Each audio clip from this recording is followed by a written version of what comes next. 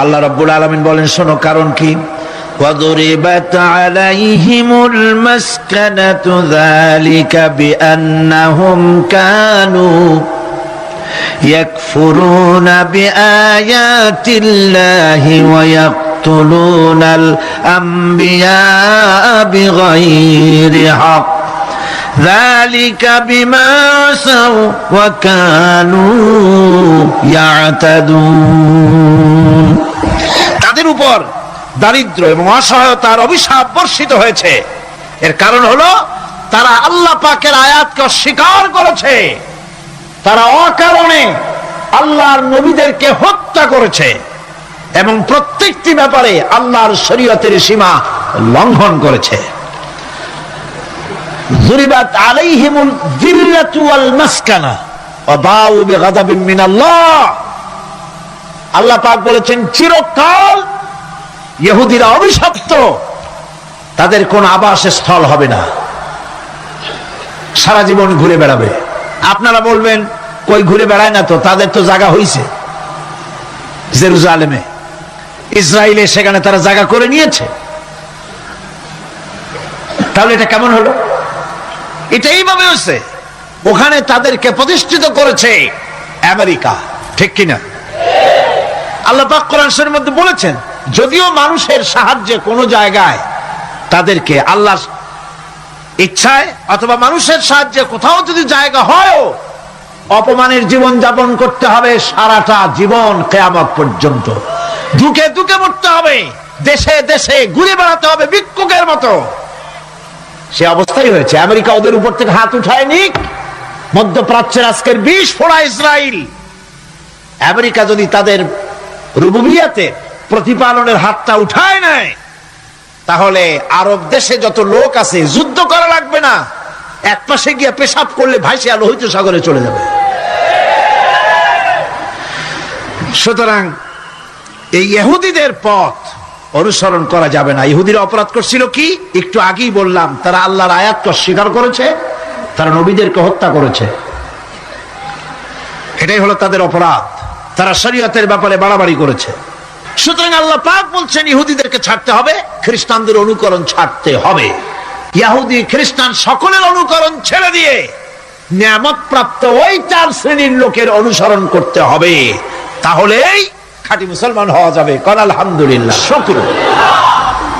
শুকর করা, কৃতজ্ঞতা প্রকাশ করার সূরা।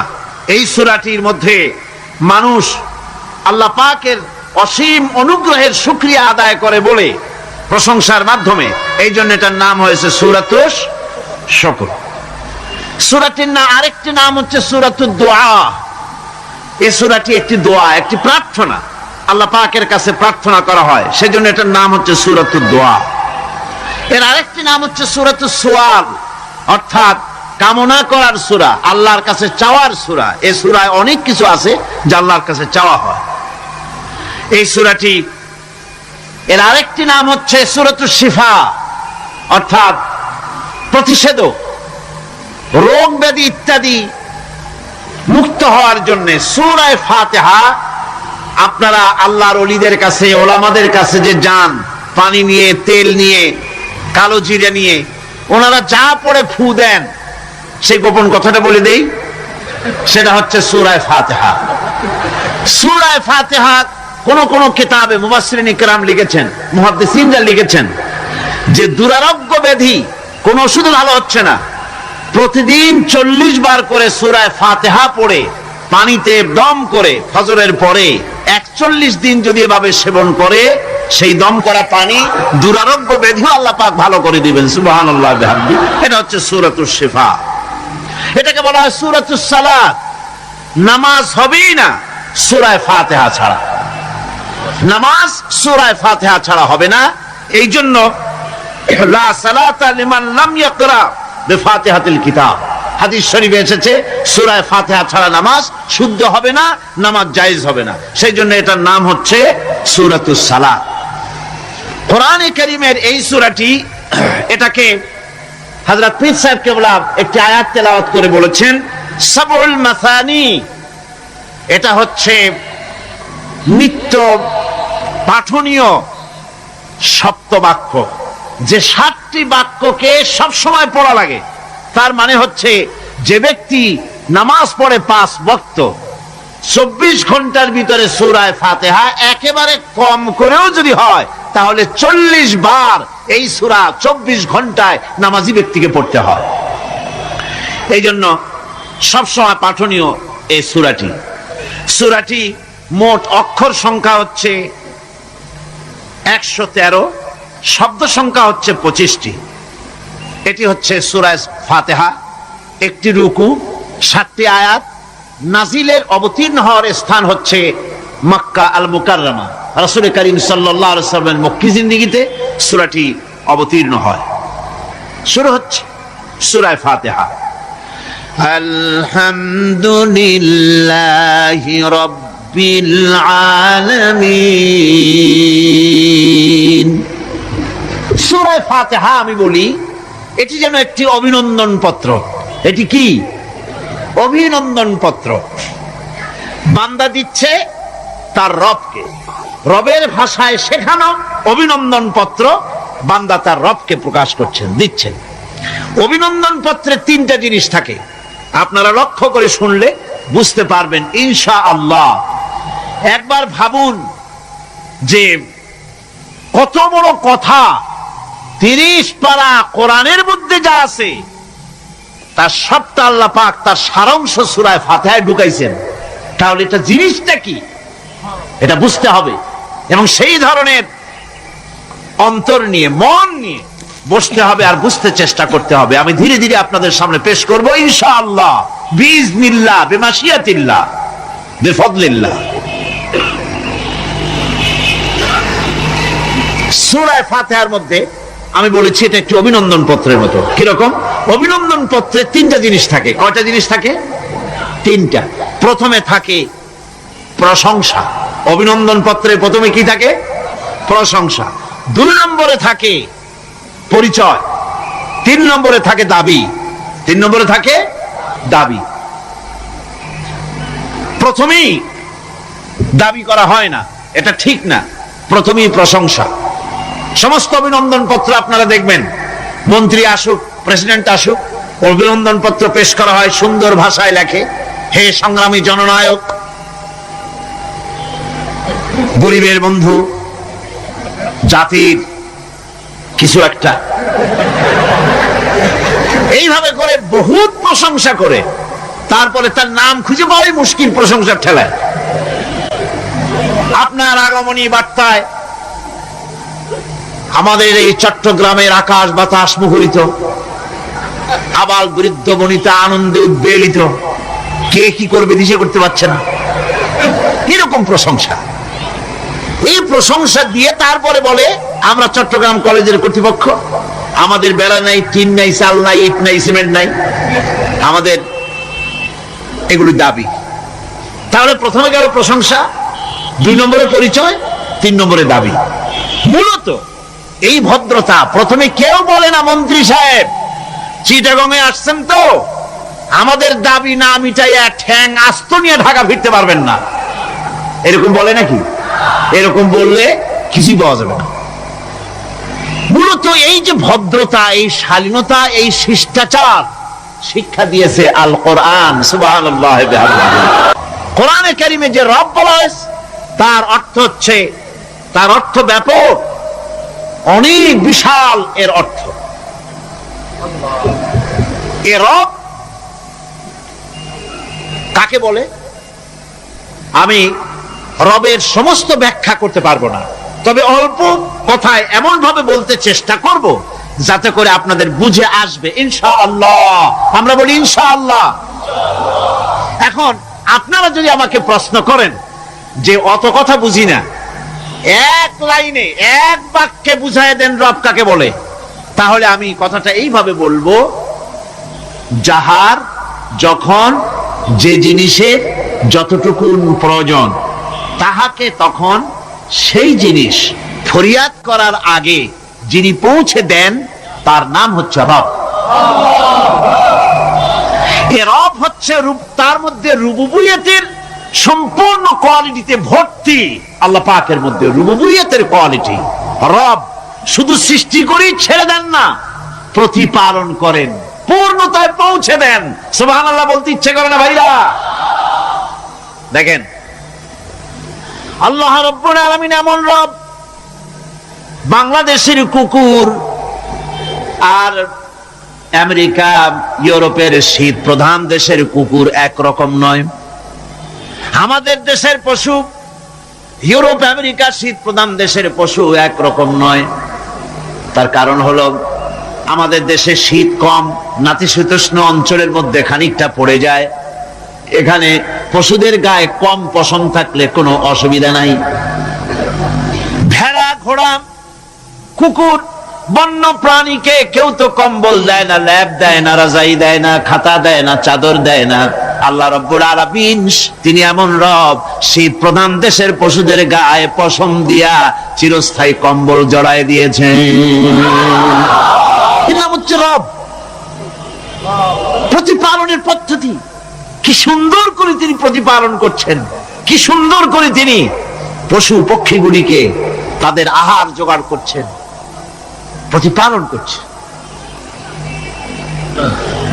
তিনি রব, মানুষকে সৃষ্টি করেছেন, আমাদেরকে সৃষ্টি করেছেন, সব প্রয়োজন মিটাইছেন। সুবহানাল্লাহ ওয়া বিহামদিহি, সকল প্রয়োজন মিটিয়েছেন, একটা জিনিস বাদ রাখেন। আমি এই জন্য বলি যে কোরআন হচ্ছে বিজ্ঞানের উৎস। কোরআন বিজ্ঞানের কি?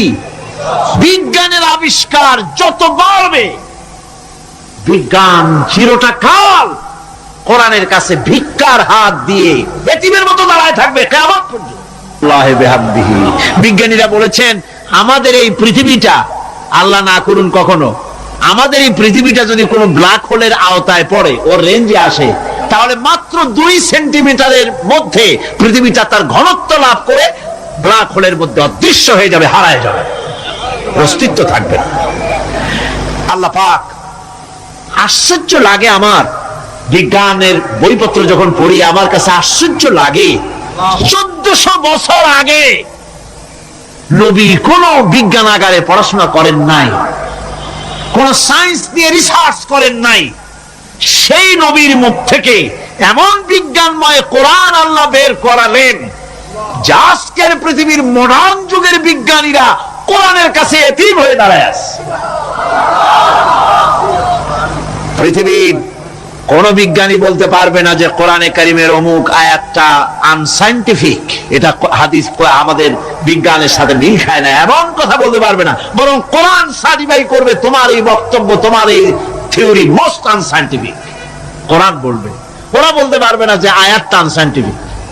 সুতরাং কোরআন হচ্ছে মহান বিজ্ঞানময়, কোরআন হচ্ছে আল্লাহ পাকের দেওয়া এক মহান বিধান, যে কোরআনের কারণে আল্লাহ পাক আমাদেরকে হেদায়েত দান করেছেন। সুতরাং এই কোরআন হচ্ছে, কোরআনের মধ্যে যা আছে, গোটা কোরআনে যা আছে সব সূরা ফাতিহা আছে। সুবহানাল্লাহ ওয়া বিহামদিহি। আল্লাহ পাক বলছেন আলহামদুলিল্লাহি রাব্বিল আলামিন। মহব্বতের সাথে পড়েন সবাই, আলহামদুলিল্লাহি রাব্বিল আলামিন। সমস্ত প্রশংসা, যাবতীয় প্রশংসা সে আল্লাহ পাকের, যিনি তামাম জাহানের পালনেওয়ালা রব। আল্লাহ পাক তার কাছে যখন বান্দা আলহামদুলিল্লাহি রাব্বিল আলামিন বলে, তখন প্রশ্ন হয় যে তার যার প্রশংসা তুমি করছো, তোমরা করছো, তার কি আরো কোনো গুণকীর্তন আছে নাকি? আমরা বলি আর রহমানির রহিম, তিনি পরম দাতা এবং দয়ালু। রহমান এবং রহিম দুটি হচ্ছে সমঅর্থবোধক, প্রায় কাছাকাছি অর্থবোধক শব্দ। অসীম মেহেরবান এবং বিশেষ করুণাময় তিনি, যিনি রহমান এবং রহিম। রহমান রহিম আল্লাহ পাকের দুটি গুণবাচক নাম। রহমান অপেক্ষা রহিম অপেক্ষা রহমান, এটা হচ্ছে বেশি ব্যাপক অর্থবোধক, যার জন্য তাফসীরে বলা হয়েছে আর রহমানু যুর রাহমাতিশ শামিলা বিজামিল খালায়েক। ফিদ দুনিয়া ওয়াল মুমিনিনা ফিল আখিরাহ। অর্থাৎ রহমান তিনি, যিনি এমন রহমতের মালিক যা বিশেষত গোটা বিশ্বের সমস্ত মানুষের জন্য প্রযোজ্য। আর রহিম হচ্ছে শুধু কিয়ামতের দিন পৃথিবীতে রহমান তিনি দয়াবান পৃথিবীর সমস্ত মানুষের জন্য, এবং কিয়ামতে শুধু মুমিনদের জন্য। রহমান কিয়ামতে শুধু মুমিনদের জন্য। আর রহিম হচ্ছে আর রহিম যুর রাহমাতি শামিলা লিল মুমিনিনা ইয়াউমিল কিয়ামা। রহিম হচ্ছে শুধুমাত্র কিয়ামতের দিন আল্লাহ রাব্বুল আলামিন শুধু মুমিন লোকদের জন্য এই বিশেষ দয়া কিয়ামতের দিন করবেন। এখন রহমান হচ্ছেন পৃথিবীর সমস্ত মানুষের জন্য, সমস্ত প্রাণীর জন্য। তার দান থেকে কেউ বঞ্চিত থাকবে না, সকলের জন্য তার দানের দরজা অবারিত, উন্মুক্ত। এই পৃথিবীর মুখে আমরা দেখতে পাই মানুষ তার বন্ধুদেরকেই দেয়, শুধু সরকার হোক আর সাধারণ মানুষ হোক, আপনজনদেরকে নিজের দলকেই বেশি নেয়। কথা ঠিক কিনা? নিজের দলের প্রতি, আত্মীয় স্বজনের প্রতি স্বজন প্রিয়তা মানুষের শরীরের ভিতরে রোগ হিসাবে কাজ করে, আর এভাবে করে নিজের দল আর আত্মীয় স্বজনকে বেশি করে সুযোগ সুবিধা দেয়। শত্রুকে কেউ দেয় না, শত্রুকে কেউ ডেকে ডেকে কোনো জিনিস দিতে চায় না বা দেয় না। আল্লাহ রাব্বুল আলামিন এমন রহমান, এমন দয়াবান, এমন মেহেরবান, যারা তার ইবাদত করে, যারা তাকে স্বীকার করে, আল্লাহ বলে তাকে যারা সেজদা দেয়, আল্লাহ পাক তাদেরকেও দেন। আর যারা আল্লাহকে অস্বীকার করে, আল্লাহ রাব্বুল আলামিনকে মানে না, তার গুণাবলী কি স্বীকার করে না, তার অস্তিত্ব স্বীকার করে না, তারপরেও আল্লাহ রাব্বুল আলামিন কোন নাফরমান বান্দাকেও রহমত থেকে বঞ্চিত করেন না। যেই হোক, বেনামাজি হোক, মুরতাদ হোক, নাস্তিক হোক, তারপরে আল্লাহর অনুগ্রহ থেকে সে বঞ্চিত থাকে না। কথা ঠিক কিনা? বরং এটাই আমরা দেখি, নামাজি, দিনদার, পরেজগার মানুষ তার বরং কম থাকে, সে বরং কম পায়। বাড়ি নাই, ঘর নাই, কলকারখানা নাই, আর নামাজ রোজা করে না, হজ যাকাত করে না, আল্লাহর সাথে বিরোধিতা করে, আল্লাহরে মানেই না, বলে দেয়ার ইজ নো গড, স্রষ্টা বলতে কেউ নাই। ইট, ড্রিঙ্ক এন্ড বি মেরি, এই হচ্ছে তাদের থিওরি, তাদের দর্শন, তাদের ফিলসফি। এই জাতীয় লোকগুলি বরং দেখা যায় তারা ক্ষমতা পায়, বাড়ি হয়, গাড়ি হয়, কল হয়, কারখানা হয়, সম্মান পায়। এটা কেন? এর কারণ হচ্ছে আল্লাহ রাব্বুল আলামিন এই পৃথিবীর কোনো মূল্য দেন না। এই পৃথিবীর মূল্য যদি আল্লাহ পাকের কাছে একটা মশার দানার তুল্য যদি হতো, আল্লাহ পাক বিদ্রোহীদেরকে, কাফেরদেরকে এক ঢোক পানি আল্লাহ পাক গিলতে দিতেন না। এবার চিন্তা করেন, আল্লাহর ব্যাপারে যে দৃষ্টান্তটা দেওয়া হয়েছে, দৃষ্টান্তটা কত গুরুত্বপূর্ণ। মশার দানার তুল্য, মশার দানার তুল্য এই পৃথিবীর দাম নাই আল্লাহর কাছে। আপনাকে যদি কেউ 10 লক্ষ মশার দানা বহু কষ্ট করে জোগাড় করিয়া যদি কেউ দেয়, তাহলে আপনি কয় টাকা দিয়ে কিনবেন? 4 পয়সা দিয়েও একজনে বলছে 4 পয়সাও দিবে না। তাহলে বোঝেন এর কোন মূল্য নাই। একটা মশার দানার তুল্য মূল্য আল্লাহ পাক এই পৃথিবীর দেন না, যার কারণে অবারিত উন্মুক্ত হস্তে আল্লাহ পাক সমস্ত মানুষের জন্য, প্রাণী জগতের জন্য তিনি করুণা করেছেন সকলকে। এই করুণাময় রহমান আল্লাহ পাক তিনি গুনাহগারদেরকে, যারা আল্লাহ পাকের ফরমাবরদারি করতেছে, তাদেরকে সকলকে আল্লাহ পাক সমানভাবে তার জিনিসগুলিকে তিনি দিয়ে দিচ্ছেন। তাই রহমতের মধ্যে আছে স্নেহ, আছে প্রীতি, আছে অনুগ্রহ। আল্লাহ পাকের রহমতটা কি জিনিস? সেটা হচ্ছে রহমতি ওয়াসিআত কুল্লা শাই, আমার রহমত দিয়ে সমস্ত জিনিসকে ঢেকে রাখা হয়েছে। প্রত্যেকটি জিনিসের ভিতরে আল্লাহ পাকের রহমত রয়েছে। রহমত ছাড়া এই পৃথিবীতে মানুষের চলার কোনো পথ নাই। সমস্ত ব্যাপারই আল্লাহ পাকের রহমত আর রহমত। আমরা যখন বললাম আর রহমানির রহিম, বলেন সবাই আর রহমানির রহিম। আবার প্রশ্ন হয়, বান্দা বুঝলাম, আরো কোন কোয়ালিটি, আরো কোন বৈশিষ্ট্য তার আছে নাকি? আমরা বলি মালিকি ইয়াউমিদ্দিন। তিনি হচ্ছেন বিচার দিনের মালিক, শেষ বিচারের মালিক তিনি। একদিকে এটাকে ব্যালেন্স করা হয়েছে, একদিকে অফুরন্ত রহমত যার কোনো কুল নাই, কিনারা নাই। এখন আদল দরকার। এখন কি দরকার? আদল, ইনসাফ দরকার। আল্লাহ পাক একদিকে অফুরন্ত রহমত আর নিয়ামত দিয়ে পৃথিবীকে ছেয়ে রেখেছেন, অপর দিকে বলেছেন আমি হচ্ছি বিচার দিনের মালিক, সেদিন আমি বিচার করব। সেই বিচারের ভিতরে কোনো পক্ষপাতিত্ব থাকবে না, হবে না। সেখানে তিনি হবেন আহকামুল হাকিমিন, ওইটা হবে সুপ্রিম কোর্টের সুপ্রিম কোর্ট। সেই পরকালে, সেই কিয়ামতের মাঠে আপনাকে আমাকে সকলকে উপস্থিত হতে হবে, নাকি হবে না? সবাইকে উঠতে হবে। এই দিন শব্দটি কোরআনে কারিমে বহু জায়গায় বলা হয়েছে এবং বিভিন্ন অর্থে ব্যবহার করা হয়েছে। যেমন দিন শব্দের অর্থ প্রভাব, প্রতিপত্তি, আধিপত্য, ইতাআত, বন্দিগি, দাসত্ব, আনুগত্য, নীতি, পথ, পন্থা, হিসাব, ফায়সালা, প্রতিদান, প্রতিফল। এরকম অনেক অর্থ, অনেক অর্থে দিন শব্দ কোরআনে কারিমের মধ্যে ব্যবহৃত হয়েছে। কিন্তু এখানে মালিক ইয়াউমিদ্দিন, এই দিন এখানে ব্যবহার করা হয়েছে প্রতিফল অর্থে। প্রতিফলের দিন, যেদিন প্রতিফল দেওয়া হবে, তিনি হচ্ছেন সেই দিবসের অধিপতি, সেই দিবসের মালিক। সূরা ইনফিতারে আল্লাহ পাক বলছেন ওয়ামা আদরাকা মা ইয়াউমুদ্দিন সুম্মা মা আদরাকা মা ইয়াউমুদ্দিন। বিচারের দিনটি কি তা তোমাকে কে জানালো?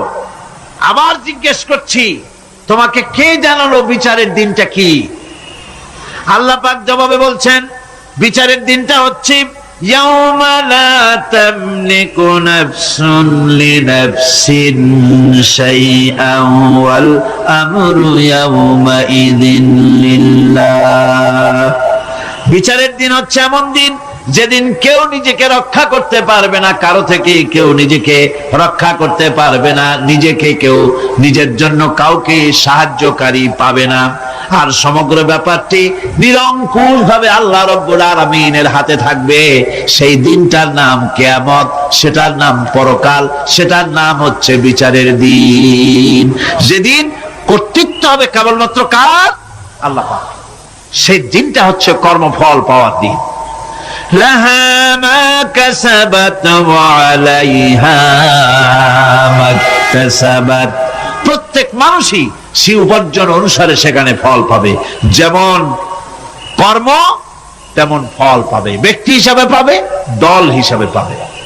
তিলকা উম্মাতুন ক্বাদ খালাত লাহা মা কাসাবাত ওয়া লাকুম মা কাসাবতুম ওয়া লা তুসআলুনা আম্মা ইয়ামালুন। প্রত্যেক মানুষই তার উপার্জন অনুসারে ফল পাবে। যা সে পাবে তা নিজের উপার্জন ছাড়া আর কিছুই না। আর যে ফল পাবে সেটাও তার উপার্জন। সুতরাং কিয়ামতের দিন আল্লাহ মানুষের উপরে কোনো জুলুম করবেন না, অত্যাচার করবেন না।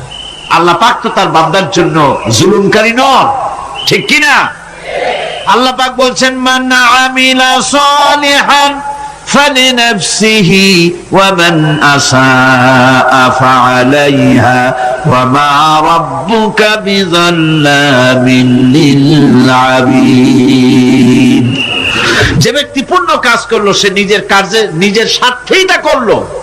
আমরা যে নামাজ পড়ি এটা কি আল্লাহর স্বার্থ? কথা কন, আল্লাহর স্বার্থ? সারা পৃথিবীর সমস্ত মানুষ যদি আল্লাহরে সেজদা দেয়, আল্লাহর ক্ষমতা আরো কিছু কালের জন্য বাড়বে নাকি? সমস্ত মানুষ যদি আল্লাহকে অস্বীকার করে, বিদ্রোহী ঘোষণা করে, বিদ্রোহ ঘোষণা করে, তাতে কি আল্লাহর ক্ষমতা শেষ হয়ে যাবে? নাউযুবিল্লাহি মিন যালিক। যেমন ছিলেন তেমনই থাকবেন। সুতরাং আমরা যা করি, আমরা নামাজ পড়ি নিজেদের জন্য, আল্লাহকে খুশি করার জন্য, কিন্তু কল্যাণটা আমার। কল্যাণটা কার? আমার। রোজা, হজ, যাকাত, তেলাওয়াত যা করি সব আল্লাহকে খুশি করার জন্য, কিন্তু স্বার্থ পুরাটাই আমার। আমার কল্যাণের জন্যই আমি করি। এবং আল্লাহ হচ্ছেন তিনি তোমাদের রব। ওমা রাব্বুকা বিযাল্লামিল লিল আবিদ। তোমাদের রব হচ্ছেন তিনি, যিনি বান্দাদের উপরে কখনো অত্যাচার করেন না, জুলম করেন না, মেহেরবানি দিয়ে যিনি ছেয়ে রাখেন, তিনি হচ্ছেন আল্লাহ পাক। সুতরাং সেই কিয়ামতের মাঠে আল্লাহ পাকের দরবারে আমাদের সকলকেই উঠতে হবে। আল্লাহ পাকের দরবারে আল্লাহ পাকের সামনে দাঁড়াতে হবে। সেদিন আমাদেরকে কেউ বাঁচাতে পারবে না। সেদিন আল্লাহ পাক এর দরবারে যেন আমরা আসামি না হই, সেজন্য এই পৃথিবীতে কোরআন অনুযায়ী আমাদের জীবন গড়তে হবে, সুন্নাহ অনুযায়ী জীবন গড়তে হবে। তাহলে পরকালে আল্লাহ পাকের কাছে নাজাত পাওয়া যাবে। বড় কঠিন জায়গা, বড়ই কঠিন জায়গা। এবার প্রশ্ন হচ্ছে, তোমরা যারা আমার প্রশংসা করলে তোমরা কারা? জবাবে আমরা বলছি, ইয়াকা না'বুদু ওয়া ইয়াকা নাস্তাঈন। আয় আমার রব, আমরা হচ্ছি তোমার বান্দা, একমাত্র তোমারই গোলামি করি, একমাত্র একমাত্র তোমারই ইবাদত করি। আর কারো ইবাদত, এই শব্দটা লাগাইলে কি বোঝা যায়? যে আর কারো করি না, একমাত্র তোমারই ইবাদত করি, আর একমাত্র তোমারই কাছে সাহায্য প্রার্থনা করি। আমরা তোমার বান্দা। এবার প্রশ্ন হচ্ছে, চাও কি? পরিচয় তো শুনলাম, চাও কি?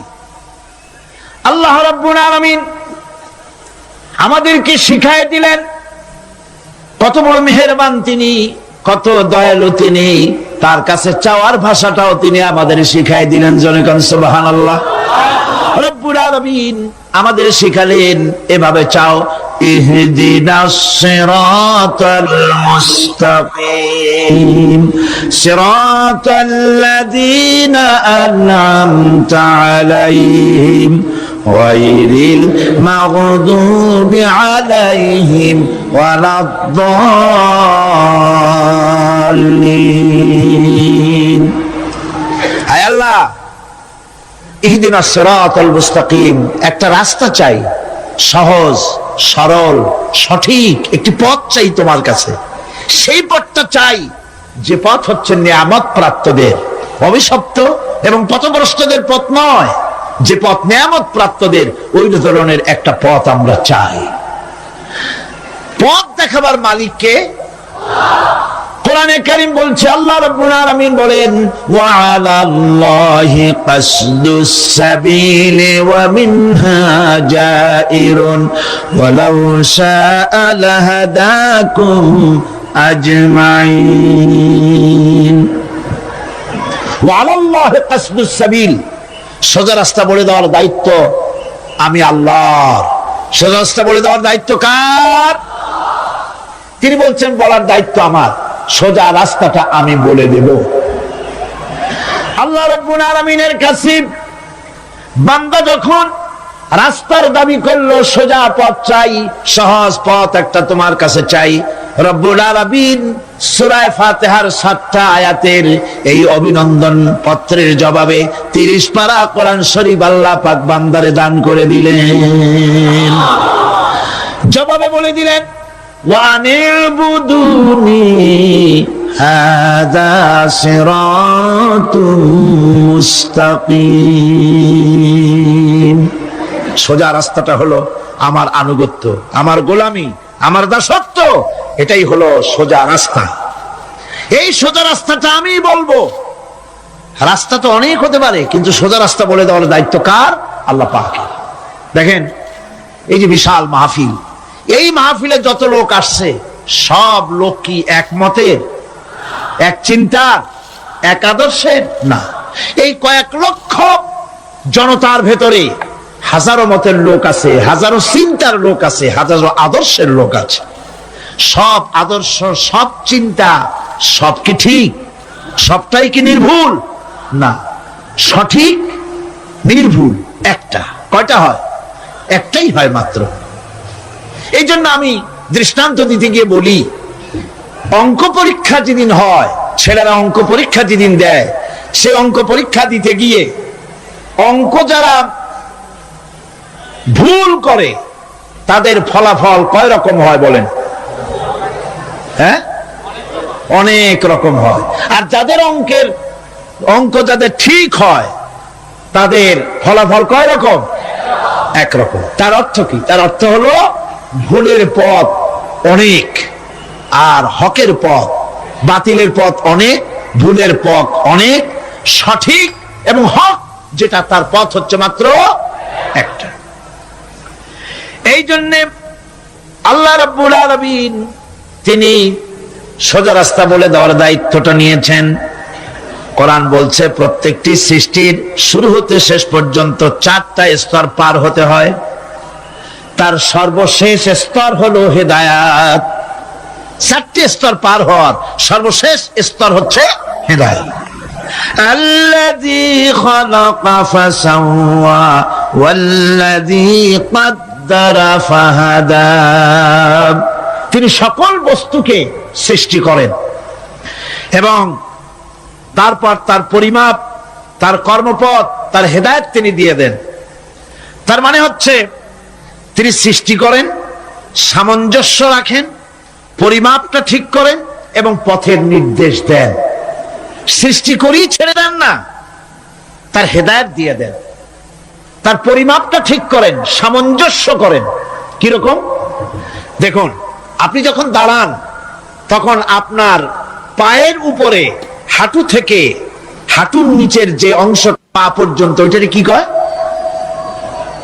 পা, নলা। এই তো ঠিক বলছেন, নলা।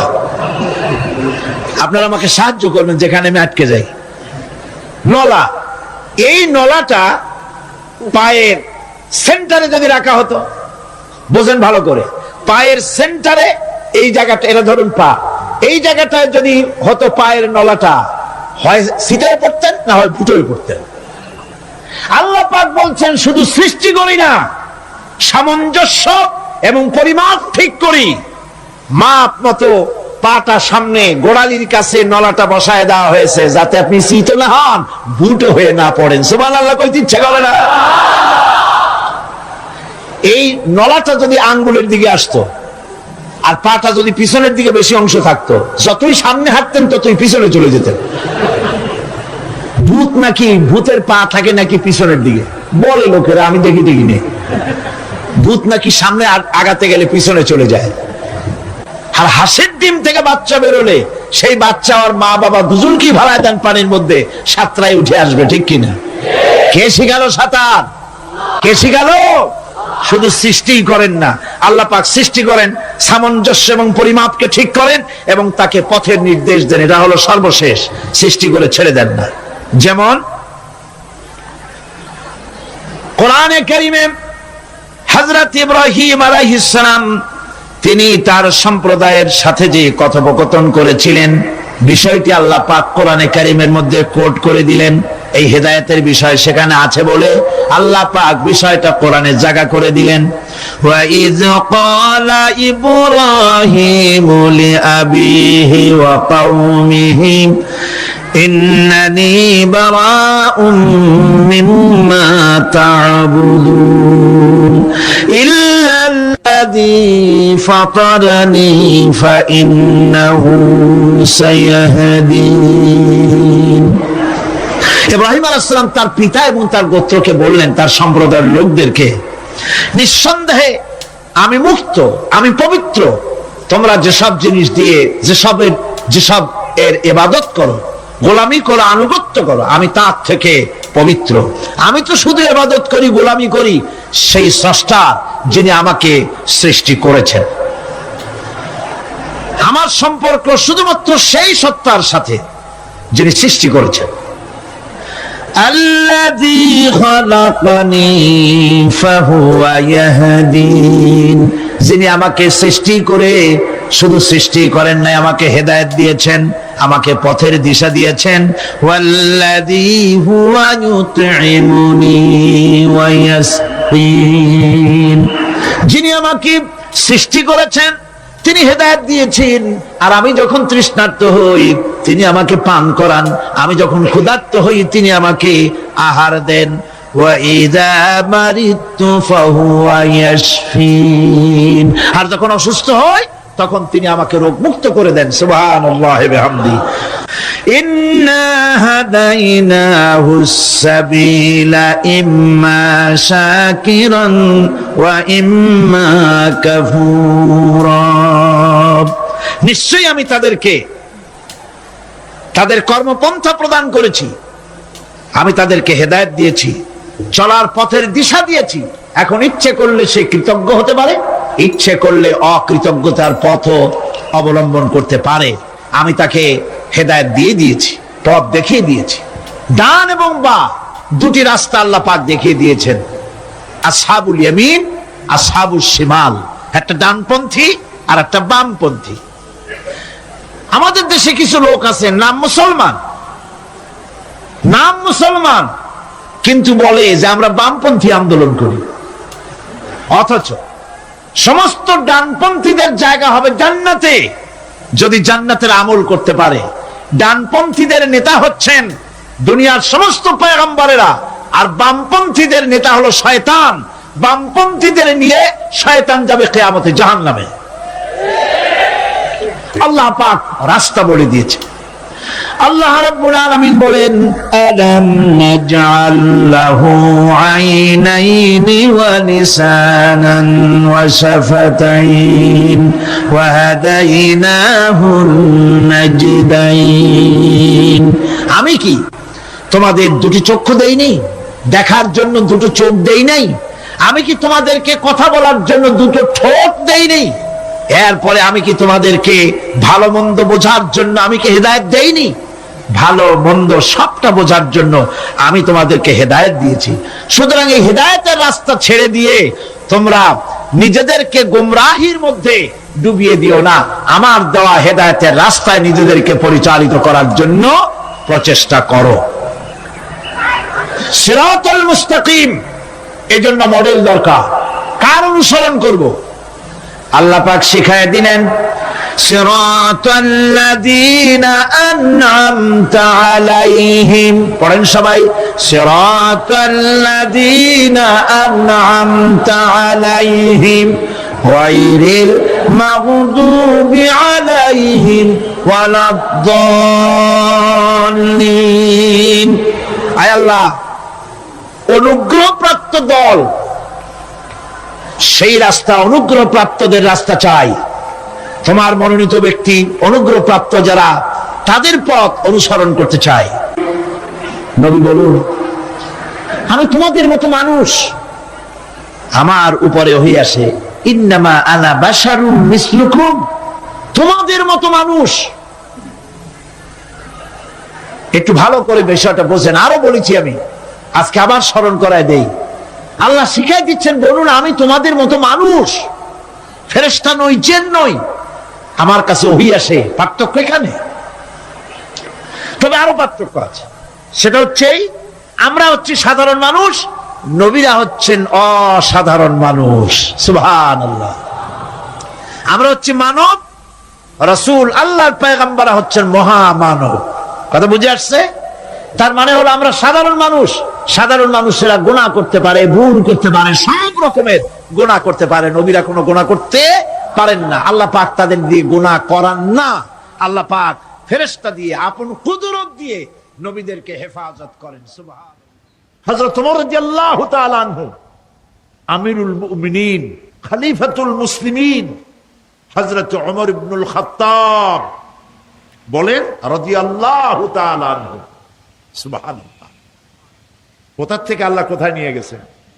নবীর হত্যা করতে আসছিলেন, আর আল্লাহ তারে কোথায় নিয়ে গেছেন? সুবহানাল্লাহ। নবীজি বলেছেন লা নবিয়্যা বাদি ওয়ালা রাসূলা, আমার পরে নবীও হবে না, রসুল হবে না। যদি কেউ নবী বা রসুল হইতো, ওমরে আল্লাহ নবী বানাই দিতেন। সুবহানাল্লাহ। সেই ওমরের কতটুকু জানি আমরা? অনেক কিছুই জানি না। খালি ইসলাম কবুল করছিল কেমনে, এই ঘটনা ছাড়া অনেক আলেমরাও জানেন না, ইল্লা মাশাআল্লাহ। যারা পড়াশোনা করেন তারা জানেন। ইখওয়ানুল মুসলিমুন এর ওস্তাদ, এর মুর্শিদ ওমর তিলমিসানি রাহমাতুল্লাহ আলাইহি, তিনি হযরত ওমরের এক জীবনী লিখেছেন। জীবনীর নাম হলো শহীদ মেহরাব ওমর ইবনুল খাত্তাব। কি বলেন, দারুণ নাম না? খুব সুন্দর নাম, শহীদ মেহরাব ওমর ইবনুল খাত্তাব রাদিয়াল্লাহু তাআলা আনহু। মেহরাবের মধ্যে তিনি শহীদ হয়েছিলেন। এটি আরবি বই, আরবির থেকে উর্দু হয়েছে। এটি বাংলায় ছিল না, আল্লাহর মেহেরবানি এটা বাংলাও হয়ে গেছে, আলহামদুলিল্লাহ বলেন। শহীদ মেহরাব ওমর ইবনুল খাত্তাব, আল কোরআন একাডেমি, লন্ডন। হযরত ওমর রাদিয়াল্লাহু তাআলা আনহুর এই বহুল বিশাল জীবনী গ্রন্থ বের করে বাংলা ভাষীদেরকে কৃতজ্ঞতা পাশে আবদ্ধ করেছে, আলহামদুলিল্লাহ বলেন। আপনারা কিনবেন, এখানে লাইব্রেরির সমূহতে এসে গেছে, কিনবেন, হযরত ওমর সম্পর্কে জানবেন। হযরত ওমর রাদিয়াল্লাহু তাআলা আনহু অন্ধকার রাত্রে একদিকে যাচ্ছিলেন, পেছনে কিছু লোক ছিল। হঠাৎ করে তিনি প্রশ্ন করলেন, আচ্ছা তোমাদের মধ্যে কেউ কি বলতে পারো কোরআনে কারীমের মধ্যে সব থেকে হতাশা ব্যঞ্জক আয়াত কোনটি? অন্ধকারের ভেতরে একজনে জবাব দিলেন, ফামান ইয়ামাল মিসকালা যাররাতিন খায়রান ইয়ারা ওয়া মান ইয়ামাল মিসকালা যাররাতিন শাররান ইয়ারা।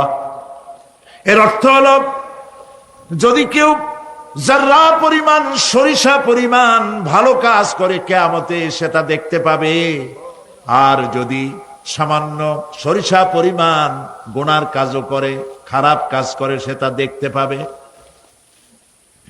এই আয়াতটি যখন নাজিল হয়, এই সূরা যখন নাজিল হয়, হযরতে আবু সাঈদ খুদরি রাদিয়াল্লাহু তাআলা আনহু তিনি রাসূলুল্লাহকে প্রশ্ন করলেন, ইয়া রাসূলুল্লাহ, আল্লাহ যে আয়াত নাজিল করলেন, কিয়ামতের দিন আমি কি আমার এমনকি ছোট্ট পাপও কি দেখতে পাবো?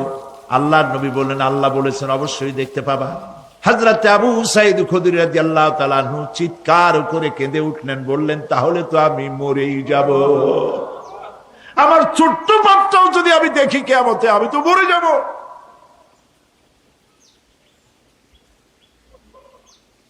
হযরত ওমর রাদিয়াল্লাহু তাআলা আনহু অন্ধকারের ভিতরে হাঁটতেছেন আর কাঁদতেছেন, হাঁটতেছেন আর কাঁদতেছেন। কিছু দূর অগ্রসর হয়ে তিনি প্রশ্ন করলেন, আচ্ছা কেউ কি বলতে পারো কোরআনে কারীমের মধ্যে সব থেকে আশা ব্যঞ্জক আয়াত কোনটি? পেছন থেকে অন্ধকারের ভেতর থেকে আওয়াজ এলো, লা তাকনাতু মির রাহমাতিল্লাহ, আল্লাহর রহমত থেকে, দয়া থেকে নিরাশ হয়ে যেও না, হতাশ হয়ে যেও না। হযরত ওমর কাঁদতে কাঁদতে জিজ্ঞেস করলেন, তোমাদের মধ্যে আব্দুল্লাহ ইবনে মাসউদ আছে নাকি? হযরত আব্দুল্লাহ ইবনে মাসউদ বললেন, আমি তো বললাম, আমি জবাব দিলাম। সুবহানাল্লাহ। রাইসুল মুফাসসিরিন হযরত আব্দুল্লাহ ইবনে মাসউদ রাদিয়াল্লাহু তাআলা আনহু, তার পা খুব ছোট ছিল। হাদিস শরীফে এসেছে, সাহাবীরা তার পা দেখে একটু মুস্কি মুস্কি হাঁটতেছিল, এত ছোট পা। নবী করিম সাল্লাল্লাহু আলাইহি ওয়াসাল্লাম বললেন, আব্দুল্লাহ ইবনে মাসউদের পা ছোট দেখে হেসো না, কিয়ামতের দিন আব্দুল্লাহ ইবনে মাসউদের ছোট্ট পাটা উহুদ পাহাড়ের চাইতে ওজন বেশি হয়ে যাবে।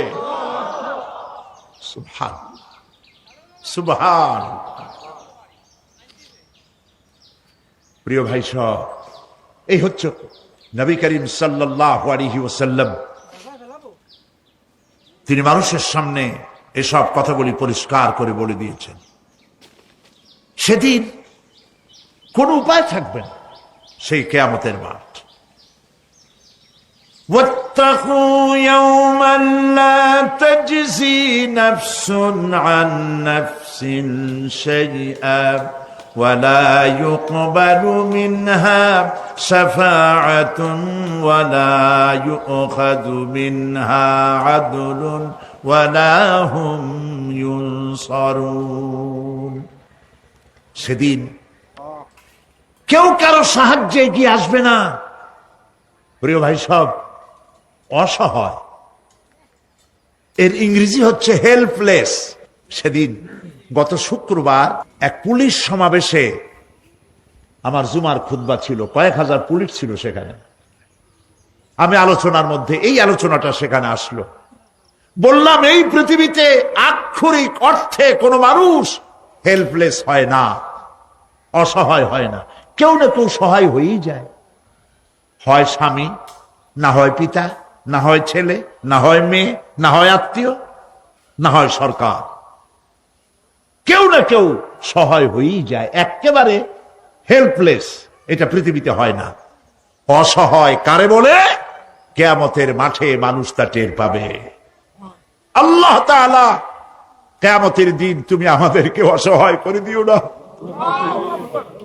কিয়ামতের দিন তুমি আমাদের জন্য সহায় হয়ে যেও। আল্লাহ পাক বলছেন, সেদিনটি ভয় করো যেদিন কেউ কারো সাহায্যে এগিয়ে আসবে না, কারো পক্ষে কোনো সুপারিশ গ্রহণ করা হবে না, কারো কাছ থেকে কোনো বিনিময় গ্রহণ করা হবে না, কাউকে কোনো সাহায্যও করা হবে না। ইন্না লিল্লাহি ওয়া ইন্না ইলাইহি রাজিউন। আল্লাহ রাব্বুল আলামিন বলেন, لن تنفعكم أرحامكم ولا أولادكم يوم القيامة। কিয়ামতের দিন তোমাদের আত্মীয় স্বজন, তোমাদের সন্তান সন্ততি তোমাদের জন্য কিছু মাত্র কাজে লাগবে না। يوم يفر المرء من أخيه وأمه وأبيه وصاحبته وبنيه। সেদিন মানুষ তার ভাই, মা বাপ, স্ত্রী ও সন্তান থেকে পলায়ন করবে। সেদিন প্রত্যেকে নিজ নিজ অবস্থায় পতিত হয়ে যাবে। পিতা তার সন্তানকে পরিচয় দেবে না, মা তার সন্তানকে চিনবে না, সন্তান তার মাকে চিনবে না। মানুষগুলি দৌড়াতে থাকবে, পালাতে থাকবে, কেউ কারো সাহায্য সেদিন করতে পারবে না। আমার প্রিয় ভাইয়েরা, সেই কিয়ামতে আল্লাহ পাক আমল নামা আল্লাহর আদালতে মানুষের সামনে পেশ করা হবে। পার্থিব জীবনে মানুষ যা কিছু করেছে কোন জিনিস লুকায় রাখতে পারবে না, সব প্রকাশ পেয়ে যাবে। কিয়ামতের পূর্বেই আল্লাহ রাব্বুল আলামিন সব কিছুকে রেকর্ড করে রেখেছেন। আবারও বলছি, আল্লাহ পাক কোনো কিছু গোপন রাখেন নাই। কিভাবে রেকর্ড করছেন?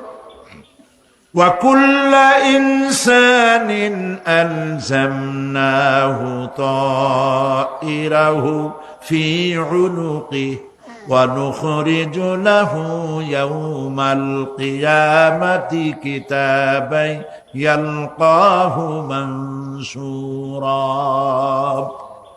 প্রত্যেকের ভালো মন্দ কর্মলিপি আমি তার গলায় ঝুলাই দিছি।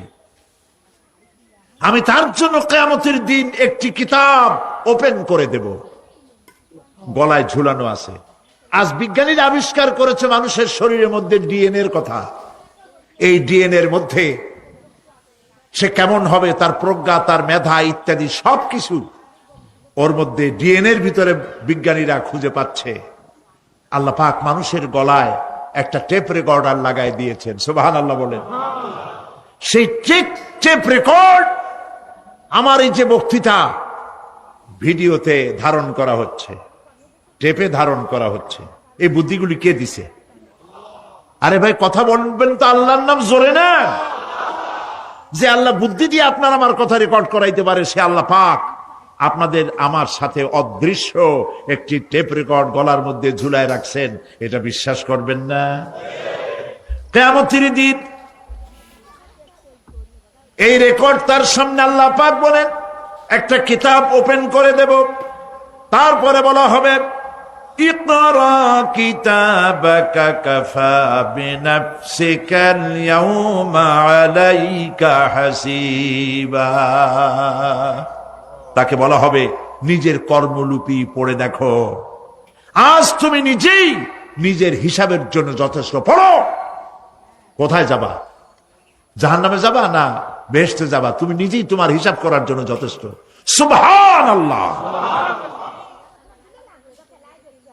সেদিন কোনো সাহায্যকারী পাওয়া যাবে না, ওকালতি করার জন্য কাউকে পাওয়া যাবে না।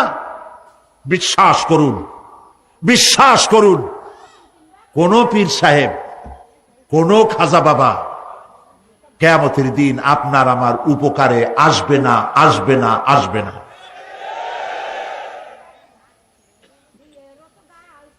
আমল ভালো হবে, আল্লাহ ক্ষমা করবেন। আমল ভালো নাই, পীর সাহেবরা কিচ্ছু করতে পারবেন না। কেউ কেউ মনে করেন পীর সাহেব আমার সুপারিশ করবেন। সুপারিশের কথাটা আজকে বলবো না, সুপারিশের কথা আসবে শেষের দিকে ইনশাআল্লাহ। বলেন ইনশাআল্লাহ। মনে করা হয় যে পীর সাহেবরা আমাদেরকে সুপারিশ করবেন। কিয়ামতের দিন আপনারাই দেখবেন ওনাদের সুপারিশ কে করে।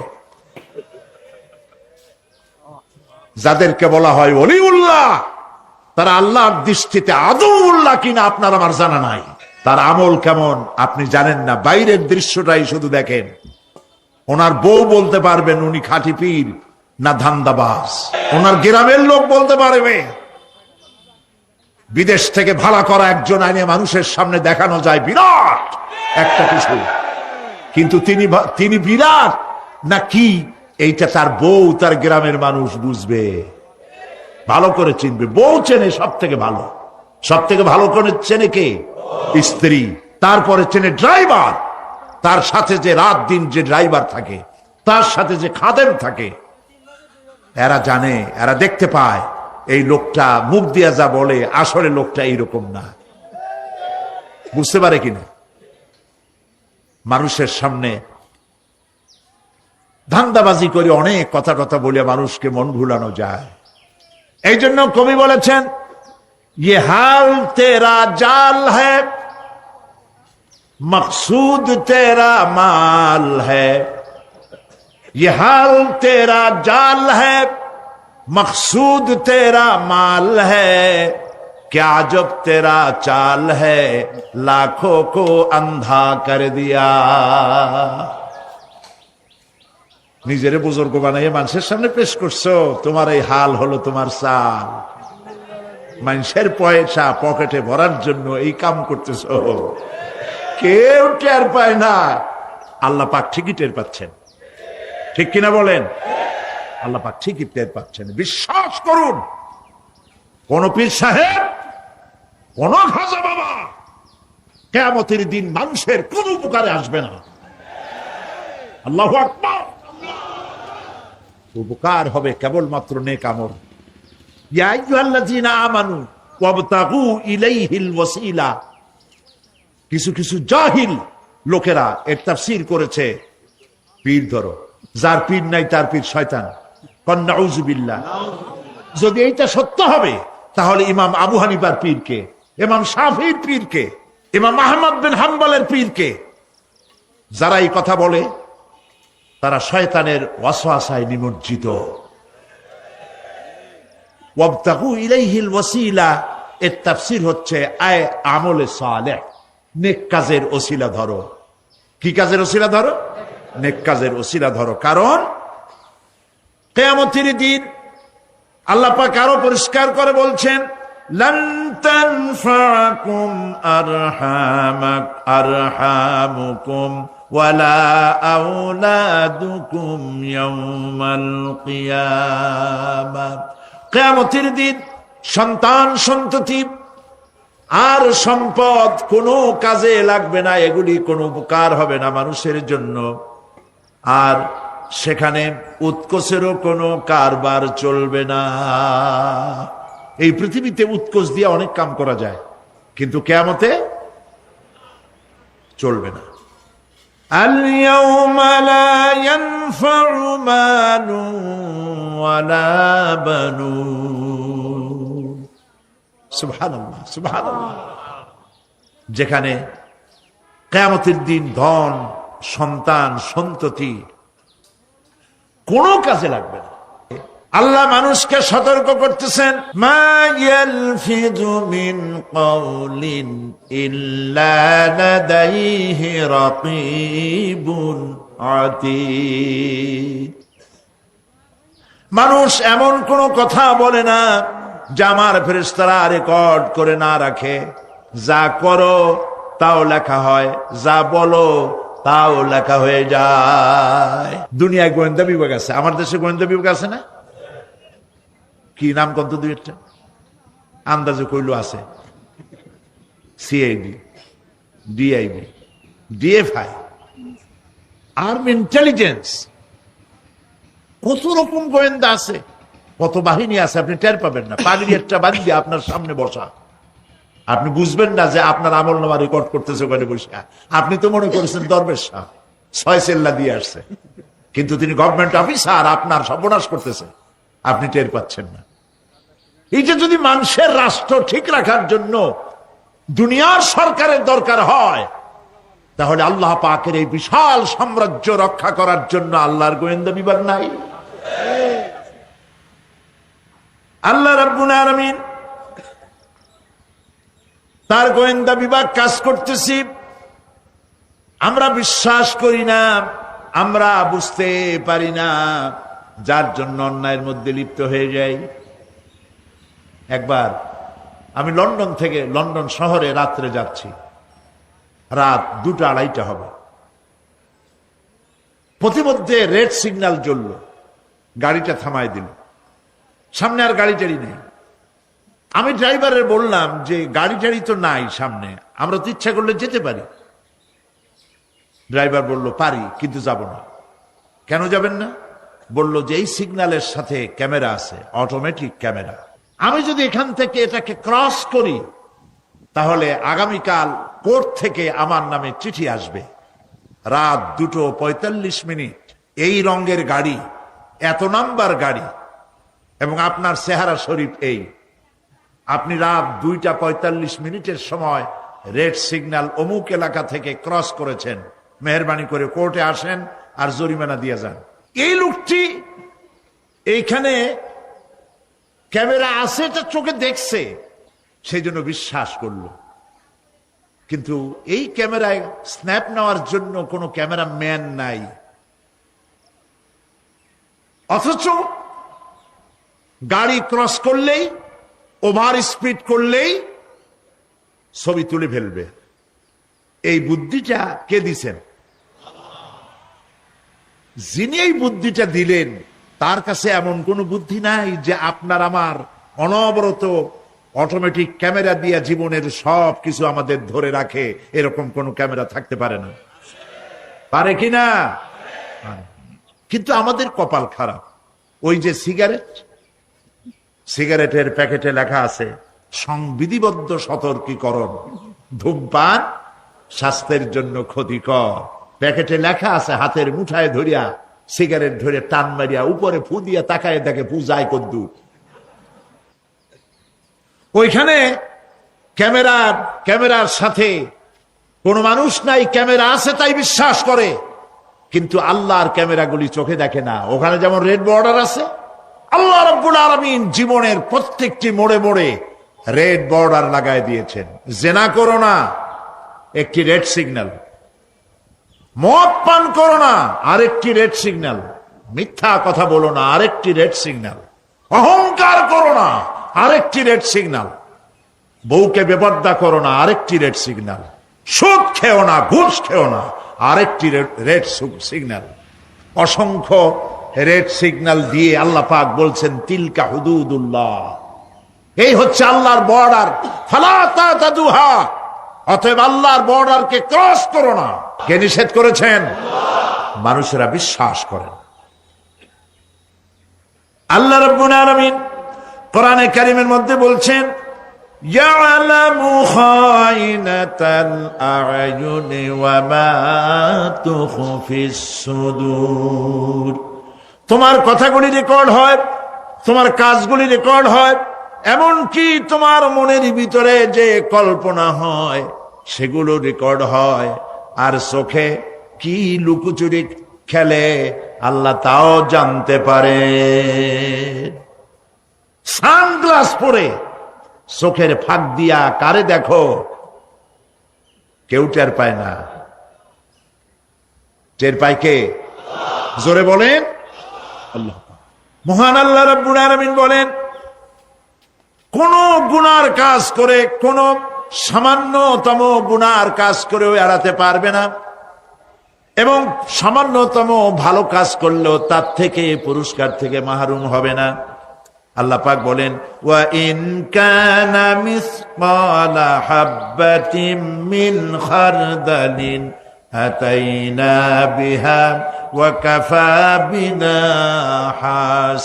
হাসিবিন। একটি সরিষা পরিমাণ আমলকেও আল্লাহ পাক কিয়ামতে হাজির করবেন। হিসাব নেওয়ার জন্য আল্লাহ পাক বলেন, আমি যথেষ্ট। সুবহানাল্লাহ। হিসাব নেওয়ার জন্য আল্লাহ পাক যথেষ্ট। রাসূল করিম সাল্লাল্লাহু আলাইহি ওয়াসাল্লাম নিজে এতিম ছিলেন, আর এতিমের প্রতি তার এত দরদ ছিল, একবার তিনি ঈদের দিকে নামাজ পড়ার জন্য যাচ্ছেন, প্রতিমধ্যে দেখেন একটা বাচ্চা ছেলে কাঁদতেছে। এই রাস্তায় কত মানুষ গেল, কেউ দাঁড়ানো না, থমকে। বাচ্চার ক্রন্দন কাউকে থামাইতে পারল না, কিন্তু বিশ্ব নবী, দয়ার নবী রাহমাতুল লিল আলামিন বাচ্চার কান্না দেখে পাও বাড়াতে পারলেন না। নবীজি দাঁড়ায় গেলেন, জিজ্ঞেস করেন, ও বাচ্চা, ঈদের দিনে কাঁদো কেন? ঈদের দিনে তো কাঁদতে নাই। বাচ্চা বলে, তোমার কাছে বলবো না, আমি সেই সকালবেলা থেকে বসে আছি, আমি যদি মক্কার আব্দুল্লাহর পুত্র মুহাম্মদ রাসূলুল্লাহ সাল্লাল্লাহু আলাইহি সাল্লামকে পাই, মনের দুঃখ তার কাছে বলবো। বিশ্ব নবী জমিনের উপরে বসে পড়লেন, বাচ্চারে কোলের উপরে উঠায় বলেন, বাচ্চা বলো কি তোমার দুঃখ? তুমি যার জন্য বসেছো আমি তো সেই এতিম নবী, কি বলতে চাও? বাচ্চা বলতেছেন, ইয়া রাসূলুল্লাহ, আমার বাবা মারা গেছে সেই ছোট্টবেলায়, একেবারেই তখন মায়ের পেট থেকে আমি আসার পর বাপ মরে গেল, আমার মা আর একজনের সঙ্গে বিয়ে বসেছে, সেই পুরুষটি আমারে দেখতে পারে না, আমার মা যদি আমারে কোলে করে এসে সহ্য করতে পারে না, আমারে চুমা খাইলে সহ্য করতে পারে না, আমারে খাবার দিলে মা মার খায়। আজ ঈদের দিনের রাতে আমার মা আমাকে বলল, বাবারে তোমার কপাল খারাপ, তোমার বাবা মারা গেছে, তোমাকে সাহায্য করার কেউ নাই, আমি তোমার যত্ন করতে পারলাম না, কোলে নিয়ে চুমাও দিতে পারি না, আমার এমনই কপাল খারাপ। সুতরাং এতিমের দরদ এতিম ছাড়া কেউ বুঝবে না। তুমি আজ চলে যাও, ওই রাস্তায়, ঈদের রাস্তায় দাঁড়ায় থাকো, মাঠের রাস্তার পাশে, বিশ্ব নবীর কাছে তোমার দুঃখ বলো, এতিমের দুঃখ তিনি বুঝবেন। আমি মায়ের কথা মতো এই জায়গায় এতক্ষণ বসে আছি, হুজুর আপনি দয়া করে, আমার কথা তো আপনার কাছে বললাম, আমার মনের এই দুঃখ। নবীজি বাচ্চার কথা শুনতেছিলেন, চোখ দিয়া পানি পড়তেছিল, বাচ্চাকে বুকের সঙ্গে জড়িয়ে ধরে নবীজি বলেন, ও এতিম, মুহাম্মদ সাল্লাল্লাহু আলাইহি ওয়াসাল্লাম যদি তোমার পিতা হন আর হযরতে আয়েশা যদি তোমার মা হয়ে যায়, বলো তোমার মনের দুঃখ মেটে নাকি? ছেলে দুঃখে কেঁদে উঠলো আর বলল, ইয়া রাসূলুল্লাহ, আপনি যদি আমার পিতা হন আর আয়েশা যদি আমার মা হয়ে যায়, এর থেকে বড় সৌভাগ্যের আমার তো আর কিছুই নাই। নবীজি এতিমকে বাড়ি নিয়ে গিয়ে হযরতে আয়েশার হাতে তুলে দিয়ে বললেন, আয়েশা রে, পবিত্র ঈদের দিনে আল্লাহ রাব্বুল আলামিন তোমার জন্য একটা উপহার পাঠিয়েছেন, এটা যত্ন করো। এতিমের প্রতি দরদ রাখার জন্য আল্লাহ রাব্বুল আলামিন বলেছেন, এতিম, মিসকিন, বিধবা, অসহায় লোক, তাদের প্রতি যাতে করে মুসলিম সমাজ লক্ষ্য রাখে, সেজন্য আল্লাহ পাক নির্দেশ করেছেন। বুখারী এবং মুসলিম শরীফের হাদিসে এসেছে, আস-সাই আলাল আরমারাত ওয়াল মিসকিন কাস-সাই ফি সাবিলিল্লাহ। বিধবাদের জন্য, মিসকিনের জন্য কেউ যদি কোনো উদ্যোগ গ্রহণ করে, কেউ কোনো সাহায্য দেয়, জিহাদের ময়দানে জিহাদ করে আল্লাহর রাস্তায় যে সওয়াব পাওয়া যায়, যে মর্যাদা পাওয়া যায় আল্লাহর কাছে, এটি মিসকিন বিধবাকে সাহায্য করলে সেই সওয়াব আল্লাহ রাব্বুল আলামিন আমলনামায় দিয়ে দেন। তার চরিত্রই প্রমাণ করে নবীদেরকে বায়নাত দেওয়া হয়েছে, এমন চরিত্র আচার আচরণ দেওয়া হয়েছে যাতে করে লোকেরা অভিভূত হয়ে যায়, আকৃষ্ট হয়ে যায়। হযরতে যায়েদ তিনি তো কৃতদাস ছিলেন, হারায় গেলেন বাপ মা থেকে, আর এরপরে কুদরতকারে মুহাম্মদ সাল্লাল্লাহু আলাইহি ওয়াসাল্লামের ঘরে উঠায় দিল। তিনি তখন আল্লাহর নবী, তখন নবুয়তের দায়িত্ব পান নাই। যায়েদের পিতার কাছে খবর হয়ে গেল যায়েদ আছে রাসূলের বাড়িতে, মুহাম্মদ সাল্লাল্লাহু আলাইহি ওয়াসাল্লামের বাড়ি মক্কায়। তারা এসে হুজুরের সঙ্গে দেখা করে বললেন, মুহাম্মদ সাল্লাল্লাহু আলাইহি ওয়াসাল্লাম, জানতে পেরেছি আপনার কাছেই আমাদের ছেলে যায়েদ আছে, মেহেরবানি করে তাকে আমাদেরকে ফিরায় দেন। হুজুর বলেন, যায়েদ যদি তোমাদেরকে চিনতে পারে আর যদি যেতে চায়, আমার পক্ষ থেকে কোনো আপত্তি নাই, অবশ্যই যাবে। তবে যায়েদ যদি যেতে না চায়, আমি এমন লোক নই যে কেউ আমার কাছে থাকতে চাইলে আমি জোর করে তাকে ছেড়েও দিতে পারি না, আমি তেমন লোক নই। পিতা বললেন, আপনি অবশ্যই যুক্তিপূর্ণ কথা বলেছেন। হযরতে যায়েদকে আনা হলো। হুজুর বললেন, তুমি কি চেনো এদেরকে? যায়েদ বললেন, চিনি, ইনি আমার বাবা, উনি আমার চাচা। যায়েদের পিতা বলেন, বাবারে বাড়ি চলো, তোমার মা কেঁদে কেঁদে হয়রান, চলো বাড়ি যাই, বাড়ির যা কিছু আছে সব তোমাকে ফিরিয়ে দেওয়া হবে। হযরতে যায়েদ বলতেছেন, পিতা বাড়িতে যা আছে তাই শুদ্ধ, তামাম দুনিয়াটা যদি আমারে দেওয়া হয়, এই লোকটির কাছে থেকে যে ব্যবহার পেয়েছি, আমি এই লোকের কদম ছেড়ে যেতে পারি না। তার চরিত্রই প্রমাণ করে তিনি নবী, কি ব্যবহারটা পেয়েছেন। হযরত আনাস রাদিয়াল্লাহু তাআলা আনহু ছোট মানুষ, 8 বছর বয়সের সময় হুজুরের খাদেম হয়ে হুজুরের বাড়িতে আসলেন। আচ্ছা, 8 বছর বয়সের কিশোর ভুল তো করতেই পারে। গরম পানি চাইলে ঠান্ডা পানি এনে দেবেন, স্যান্ডেল চাইলে জুতো আনবেন, বিছানা বিছাইতে বললে উঠাই দেবে, এটা স্বাভাবিক। কিশোর মানুষ, ছোট মানুষ। এবার শুনুন, বায়নাত কারে বলে? নবীদের বায়নাত আল্লাহ যে দিয়েছেন সেটা কি জিনিস? সেটা হলো উন্নত মানের চরিত্র, তার ব্যবহার, ওঠা বসা যা দেখলে মানুষ বুঝতে পারে তিনি আল্লাহর নবী। হযরতে আনাসের মুখে শুনুন, হযরতে আনাস রাদিয়াল্লাহু তাআলা আনহু বলেন, একাধিক ক্রমে টানা 10টি বছর রাসূলের খেদমতের ভিতরে নিয়োজিত ছিলাম। 10টি বছরের ভিতরে একটা দিনের জন্য নবীজি আমাকে ধমক দিয়ে কথা বলেন নাই। তো ধমক দিলেন না আমারে, এটা করছো কেন, এটা করো নাই কেন? সুবহানাল্লাহ বিহামদিহি। গোটা পৃথিবী সমস্ত মুমিন মুসলমানদের, পুরুষ আর নারীদের জীবন, কলিজা, রক্ত রাসূলের কদম মোবারক উৎসর্গ হয়ে যায়। আমার ভাইরা, রাসূল পাক সাল্লাল্লাহু আলাইহি ওয়াসাল্লাম আল্লাহর নবী এমন এক মহান সত্তা ছিলেন যে তিনি দোয়া আল্লাহর দরবারে হাত উঁচু করতে দেরি আছে, কিন্তু দোয়া কবুল হতে দেরি নাই।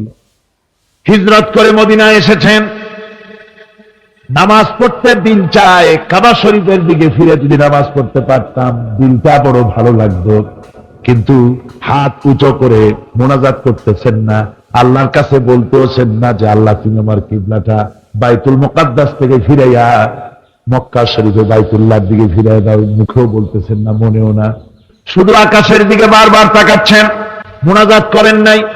মনে মনে আশা পোষণ করতেছেন যদি এমন একটা ওহী নাযিল হয়ে যেত।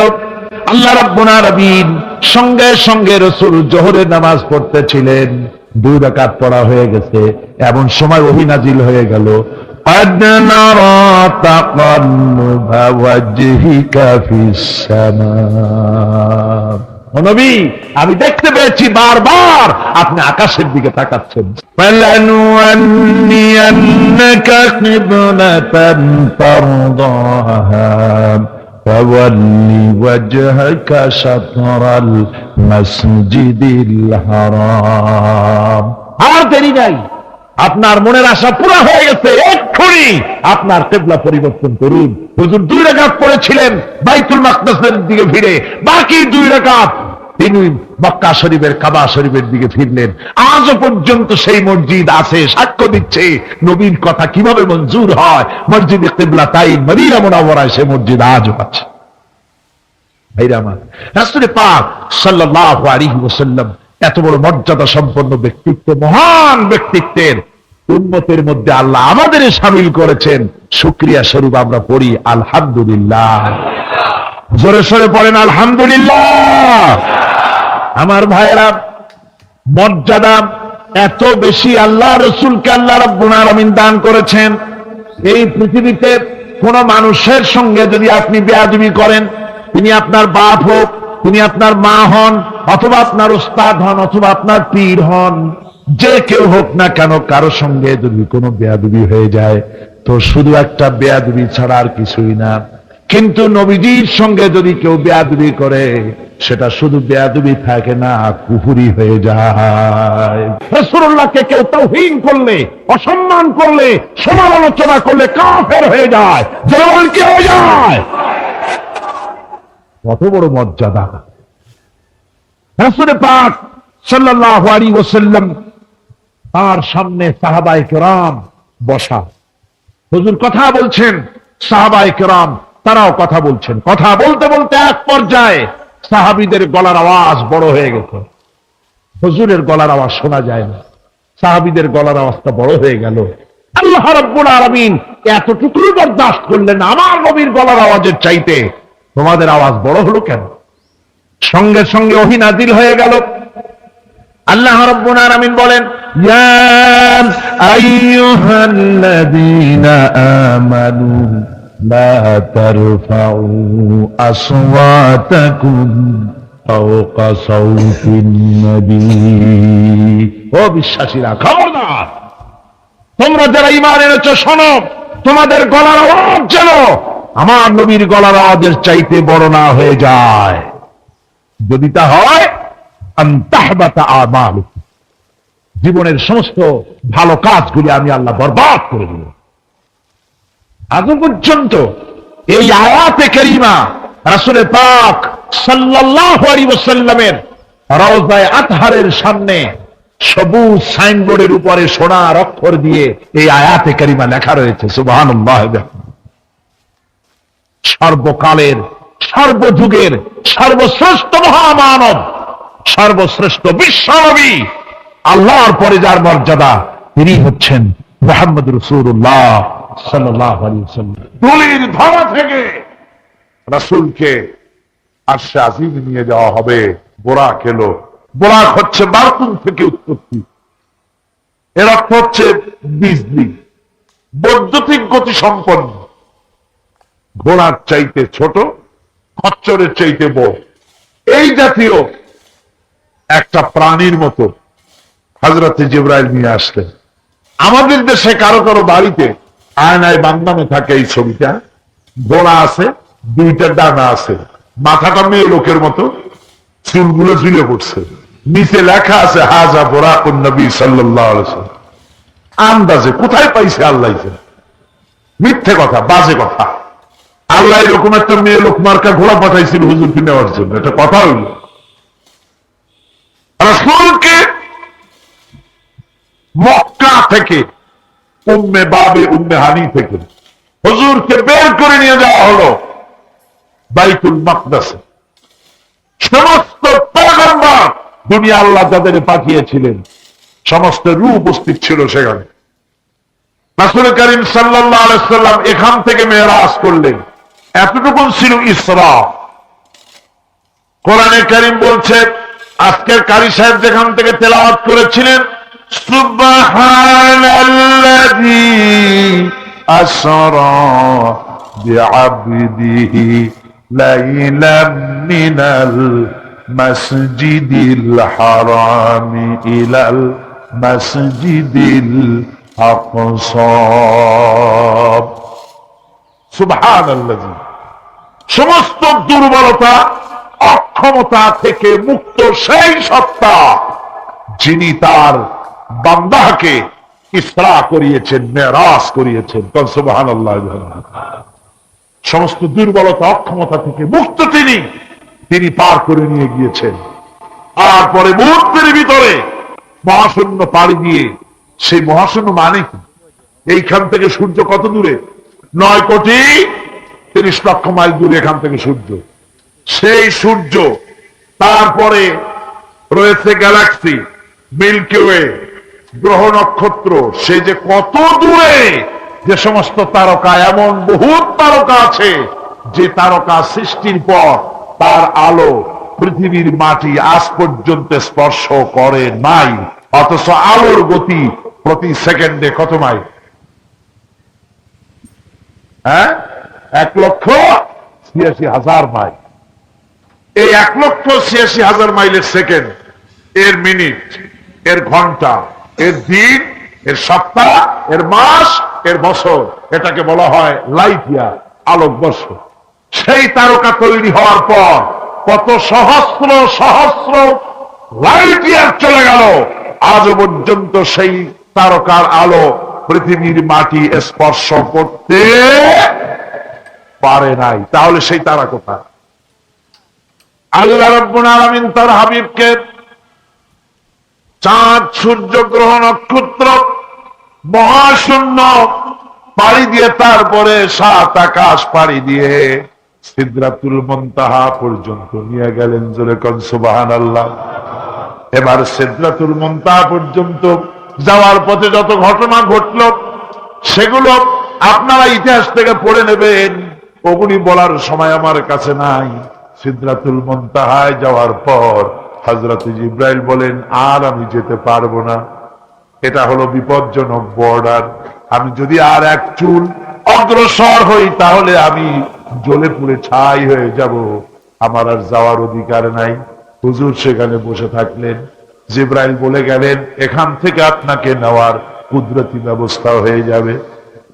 রাসূল দুনিয়ায় ফিরে এসে হযরত বেলালকে ডেকে বলেছিলেন, বেলাল গো, এমন কি আমল তুমি করো আমারে শোনাও। হযরত বেলাল বলেন, হুজুর আমার আমল তো সব আপনি জানেন। কয় না, কি করো শোনাও। বেলাল বলেন, হুজুর খাস আমলের মধ্যে এতটুকু আছে যে আমি কখনো বিনা উজুতে থাকি না, যখন উজু চলে যায় উজু করি, আর উজুর ইহতিমামের জন্য 2 রাকাত নফল নামাজ পড়ি। হুজুর বলেন, বেলাল তুমি এই আমল ছাড়বা না, কারণ সিদরাতুল মুনতাহায় হযরত জিবরাইল আমারে যখন ছেড়ে চলে গেলেন, আমার একা একা বড় ভয় লাগতে লাগলো। তখন আমার মনে হচ্ছিল তুমি যেন আমার চতুর্দিকে হাঁটতেছো। রফরাত নামক বিছানা চলে এলো। কুদরতি এই বিছানায় চড়ে নবীজি আল্লাহ রাব্বুল আলামিনের দরবারে আরশে আজিমে পৌঁছে গেলেন। জোরে বলেন সুবহানাল্লাহ, জোরে বলেন সুবহানাল্লাহ। যেখানে পৃথিবীর কোন মানুষের যাওয়া সম্ভব নয়, গোটা পৃথিবীর মানুষের মর্যাদা আল্লাহ পাক বাড়ায় দিলেন। আরশে আজিমে হুজুরকে নিয়ে গেলেন। তারপরে তিনি কথাবার্তা হুজুরের সাথে কি বললেন, সেই কথাগুলি নিয়ে আমাদের দেশে কথা হলো এই যে হুজুরকে নিয়ে আল্লাহ 5 ওয়াক্ত নামাজ দিছিলেন তো 50 ওয়াক্ত। মুসা আলাইহিস সালামের সাথে দেখা না হইলে তো কাম সারছিল, আমাদের আর উপায় ছিল। আরে ভাই, শুধু নামাজ দেওয়ার যদি উদ্দেশ্য হবে তাহলে রোজার মতো তো আল্লাহ দুনিয়ায় বসে দিতে পারতেন কিনা, হজের মতো জাকাতের মতো পারতেন কিনা। শুধু নামাজের জন্য নয়, আল্লাহ পাকের কায়নাত দেখাবার জন্য আল্লাহ পাক তাকে নিয়েছিলেন। বেহেশত দেখাইছেন, দোজখ দেখাইছেন, ভালো কাজ করলে কিরকম শান্তি হবে, খারাপ কাজ করলে কিরকম শাস্তি হবে চোখে দেখায় দিয়েছেন। মুহাম্মদ রাসূলুল্লাহ সাল্লাল্লাহু আলাইহি ওয়াসাল্লামকে মেরাজ থেকে ফিরে এলেন, ঘরে এসে দেখেন উজুর পানি, উজু করে যে গেছিলেন উজুর পানি তখনও গড়াচ্ছে। যে দরজা দিয়ে বেরিয়েছিলেন, দরজাটা ধাক্কায় কখনো কাঁপতেছে। যে বিছানায় শোয়া ছিলেন সে বিছানায় মানুষ শুয়ে থাকলে যেমন উষ্ণ থাকে সেরকমের উষ্ণ ভাব তখনও আছে। কেমনে হলো? মাথায় ঢুকবে না। সুবহানাল্লাহ কোন ঢুকবে? জোরে কোন সুবহানাল্লাহ। এটার ব্যাপারে কোন বিজ্ঞান দর্শন যুক্তির প্রয়োজন নাই।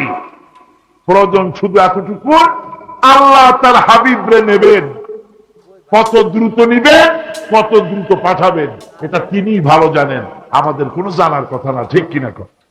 তবে দৃষ্টান্ত যদি চান তাহলে আমি দৃষ্টান্তটা এভাবে দিতে পারি, বুঝাবার জন্য একটা দৃষ্টান্ত দিতে পারি। সেটা হলো এই, ধরেন বাংলাদেশে কোন প্রেসিডেন্ট আসবে, পৃথিবীর যে কোনো দেশের এক প্রেসিডেন্ট আসবে, এটা আসার যখন খবর হয়ে যাবে তখন পত্র পত্রিকায় রুট বলে দেওয়া হয়। এই রুটে রাষ্ট্রীয় মেহমান রাষ্ট্রীয় অতিথি ভবনে আসবেন, এই রাস্তা দিয়ে সাধারণ ট্রাফিক চলাচল বন্ধ থাকবে। এয়ারপোর্ট থেকে নিয়ে রাষ্ট্রীয় অতিথি ভবন পর্যন্ত মেহমান না আসা পর্যন্ত সমস্ত ট্রাফিক চলাচল বন্ধ। মেহমান পৌঁছে যাবে, তারপরে আবার স্বাভাবিক ট্রাফিক চলবে। এটা জানেন কিনা? এইটা যদি পৃথিবীর সামান্য সলিমদ্দি এই জন্য বলছি, আজ আছে কাল না। ঠিক কিনা গণ? আজ মন্ত্রিত্ব গেল, কালকে রাস্তায় দাঁড়ায় বলবে রিক্সাওয়ালা আমার একটু নেওয়া, বাজারে মাছ কিনতে যাবো। ঠিক কিনা?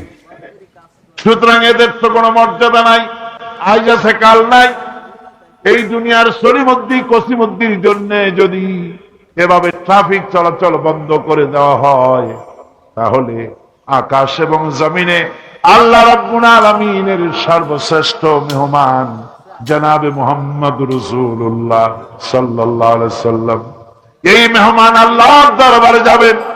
আল্লাহ যদি বলে দিয়ে থাকেন, আল্লাহ যদি হুকুম করে থাকেন, সময়ের গতি, বার্ষিক গতি, আহ্নিক গতি, আকাশের গতি, সূর্যের গতি, সময়ের গতি, রাত ৩:৪৫ 10 সেকেন্ড, এখন সমস্ত গতি স্তব্ধ হয়ে যা। আমার হাবিব আমার দরবার থেকে ঘুরে যখন ঘরে ফিরে যাবেন, আবার ৩:৪৫ 11 সেকেন্ড থেকে শুরু হয়ে যাবি। ময়দানে আমার রাসূল রক্ত দিয়েছেন। আমি সেই তায়েফ সফর করেছি। সেই তায়েফ, আমি তায়েফের ইতিহাস হাদিসে পড়েছি, চোখে দেখি নাই। তায়েফের চিত্র নিজের চোখে দেখে প্রাণ ভরে কেঁদেছি, যেখানে রসুলের রক্ত পড়েছে। 3টি জায়গায় রসুলের রক্ত পড়েছে। সবচেয়ে বেশি রক্ত পড়েছিল যে জায়গাটিতে, সেই জায়গায় প্রাণ ভরে কেঁদেছি। আমার স্ত্রী আমার সাথে ছিলেন। আমি তায়েফে গিয়ে লোকেরা আমাকে যখন বলল বিশ্রাম নিতে, আমি বললাম না, বিশ্রাম করব না, আগে আমারে নিয়ে যাও। আমার রাসূলকে মারছিল যে রাস্তাটা, ওই রাস্তাটা আমার আগে দেখাও। 3 দিনের না খাওয়া, রাস্তার 2 দিকে কাফেরেরা দাঁড়ানো, চতুর্দিক থেকে পাথর মারা শুরু করে দিল। আহারে, এমন সুন্দর চেহারার মানুষ দেখে কেমনে মারল তারা? হুজুর পড়ে গেলেন, ওরা কাফেরেরা এসে জোর করে ধাক্কা মেরে হাঁটানো। আবার হুজুর পড়ে গেলেন, বেহুশ হয়ে পড়লেন। আবার ওরা উঠাইয়া জোর করে আবার হাঁটানো। তৃতীয় শেষ জায়গায় গিয়ে হুজুর বেহুশ হয়ে পড়ে গেলেন। শরীর থেকে সবচাইতে বেশি রক্ত পড়েছে সেখানে। আমি লম্বা সেজদায় পড়ে এত কান্দা কাঁদছি, আরে আমার নবীজির রক্ত পড়েছে এই বাড়িতে। ফেরেশতারা এসে বলছেন, হে রাসূল, আপনার এই অবস্থা থেকে আকাশের ফেরেশতারা কাঁদতে কাঁদতে অস্থির হয়ে গিয়েছে। আপনি আমাদের অনুমতি দেন, এই পাহাড় চাপা দিয়া কাফেরের গোষ্ঠী সাফ করে দেই। আমার নবীজি বললেন, না, আমি তা বলবো না।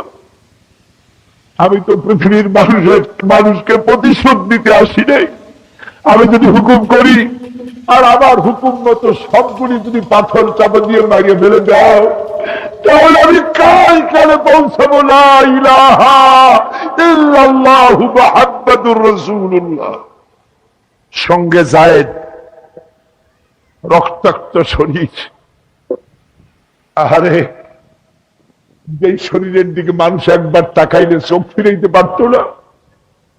হযরত আয়েশা বলেছেন যে সমস্ত নারীরা ইউসুফ আলাইহিস সালামের দেখে হাত কেটে বেড়াইছিল, ওরা যদি আল্লাহ রসুল দেখতো হাত কাটতে কাটতে কলিজা কাটে ফেলাই দিত, টের পাইতো না। এমন মানুষের গায়ে কেমনে নজর মারল। রাসূল কারীম সাল্লাল্লাহু আলাইহি ওয়াসাল্লাম বসে আছেন, শরীর থেকে রক্ত ঝরছে। বুখারী শরীফে এসেছে আত্তাস নামক এক যুবক আঙ্গুরের বাগান থেকে এক গ্লাস আঙ্গুরের শরবত এনে হুজুরের হাতে দিলেন। কষ্টের পর 3 দিনের না খাওয়া ক্ষুধার্ত নবী এক গ্লাস আঙ্গুরের শরবত সবটুকু পান করে একটা স্বস্তির নিঃশ্বাস ফেললেন। বললেন, তোমার নাম না আত্তাস? তিনি বললেন, হ্যাঁ আমার নাম আত্তাস। তোমার বাড়ি হযরত ইউনূস আলাইহিস সালামের গ্রামে? বললেন যে হ্যাঁ আমার বাড়ি ইউনূস আলাইহিস সালামের গ্রামে। যুবক জিজ্ঞেস করলেন, হুজুর আপনি কি করে বুঝলেন আমার নাম আত্তাস আর আমার বাড়ি ইউনূস আলাইহিস সালামের গ্রামে? আপনি জানলেন কি করে? হুজুর বললেন, আমিও নবী, ইউনূস আলাইহিস সালামও নবী, এক নবীর খবর আর এক নবীর কাছে থাকে। রাসূল গায়ের রক্তগুলি ধুইয়ে 2খানা হাত আল্লাহর দরবারে তুললেন। আজকে দুনিয়ায় কেউ নাই হুজুরের, খাদিজা নাই, আবু তালেবও নাই, রাসূল একা। সাহাবীরা দিনের বেলায় কাফেরদের ভয়তে হুজুরের সঙ্গে দেখা করতে পারে না। হুজুর বলেন, আমার ওই কষ্টের সময় খাদিজা নাই, ওই সব পাথরগুলি আমি আজও চিনি, যে পাথরগুলি আমি যাওয়ার সময় রাস্তায় জিহাদের ময়দানে সাহাবায়ে কেরামদেরকে প্রস্তুত করছেন জিহাদের জন্য। সাহাবীরা তৈরি হয়েছেন, লড়াই হবে মুতার প্রান্তরে। 3000 সাহাবীকে রাসূল রিক্রুট করলেন। 1 লক্ষ রোমান সৈন্য, তদানীন্তন পৃথিবীর সুপার পাওয়ার, সজ্জিত অস্ত্র সজ্জিত বাহিনী চলে এসেছে তারা মুতার প্রান্তরে। রাসূল 3000 তৈরি করলো, ওদিকে 1 লাখ আর এদিকে কয় হাজার। হুজুর নিজে এই জিহাদে যাননি। রাসূলে পাক বললেন, এই জিহাদের ময়দানে সেনাপতির দায়িত্ব পালন করবে আমার পালক পুত্র যায়েদ। কোথায় তুমি? যায়েদ দাঁড়িয়ে গেলেন। 2 নম্বরে এই জিহাদের সেনাপতির দায়িত্ব পালন করবে আমার চাচাতো ভাই জাফর বিন আবি তালেব। কোথায়? দাঁড়িয়ে গেলেন তিনি। 3 নম্বরে দায়িত্ব পালন করবে আমার সাহাবী আব্দুল্লাহ বিন রাওয়াহা। কোথায় তুমি? তিনিও দাঁড়িয়ে গেলেন। রাসূল তাদেরকে বললেন যে তোমরা চলে যাও, তোমাদের ঘরে গিয়ে বিবি বাল বাচ্চা মা বাপের কাছ থেকে সালাম করে আসো। আমার বন্ধুগণ, জিহাদের ময়দানে সেনাপতি কয়জন লাগে? হুজুর বললেন কয়জনের কথা? 3 জনের কথা। তার মানে হলো কারো বুঝতে কোনো কষ্ট হইল না, এই জিহাদের ময়দানে 3 জনের নাম যে নবীজি ঘোষণা করেছেন, এর ভিতর থেকে একজনও ফিরে আসবে না। বোঝা হয়ে গিয়েছে। হযরতে যায়েদ বলেন, ইয়া রাসূলুল্লাহ, আমার আব্বা জান, আমি আপনার পালক পুত্র, আপনি অর্ডার করেছেন। আমার মা হযরত আয়েশা ঘরে বসে শুনেছেন, আমার তো আর যাওয়ার দরকার নাই, কারো কাছে বলারও দরকার নাই। হযরতে জাফর বিন আবি তালেব চলে গেলেন নিজের বাড়িতে। যে ডাক দিয়ে বলে, বিবি রে, আল্লাহ রাসূল আমাকে জিহাদের ময়দানে সেনাপতির দায়িত্ব দিয়েছেন, আমি তোমাকে বলতে এসেছি, সালাম করতে এলাম। তোমার সঙ্গে একসঙ্গে দীর্ঘদিন আমি ছিলাম, কোন হক তোমার আদায় করতে হয়তো পারি নাই, হয়তো জুলুম করেছি, অথবা আমার দ্বারা তোমার অধিকার নষ্ট হয়েছে। কিছু যদি কোনো ভুল ত্রুটি হয়ে থাকে, আল্লাহর রাস্তায় আমারে মাফ করে দিও। বিবি বলে, প্রাণের স্বামী রাসূলুল্লাহ আপনাকে জিহাদের ময়দানের জন্য নির্বাচিত করেছেন, আমি আপনাকে ফিরে থাকতে বলতে পারবো না। সুতরাং আমি আল্লাহর দরবারে দোয়া করি। স্ত্রী হাত তুলে বলেন, রব্বুল আলামিন, আমার প্রাণের স্বামী জাফরকে জিহাদের ময়দান থেকে গাজী বানায়া আমার ঘরের ভিতরে তুমি তাকে দয়া করে ফিরাইয়া দিও। হযরতে জাফর তরবারির উল্টা পিঠ দিয়া স্ত্রীর হাতের উপরে মৃদু আঘাত করলেন আর বললেন, বিবিরে, উল্টা দোয়া করো না, উল্টা দোয়া তোমার আল্লাহর দরবারে কবুল হবে না। যেহেতু নবীজি আমার নাম 2 নম্বরে ঘোষণা করেছেন, আমার আগেও একজন আছে, পরেও আর একজন আছে। ও বিবি, নির্ঘাত ওই মুতার প্রান্তরে আমি শহীদ হয়ে যাব, জনমের মতো দেখা করতে আসলাম, এই জীবনে তোমার সাথে আমার আর দেখা হবে না। আমার বন্ধুগণ, হযরতে জাফরের স্ত্রী কাঁদতেছেন, বিবি বাচ্চাগুলা কান্দে। হযরতে জাফর বলেন, বিবিরে, এই বাচ্চাগুলি রেখে গেলাম, যেই রাস্তায় আমি জীবন দিতে যাচ্ছি, এই রাস্তায় আমার ছেলেগুলোকে তুমি তৈরি করবে। সালাম করে তিনি চললেন।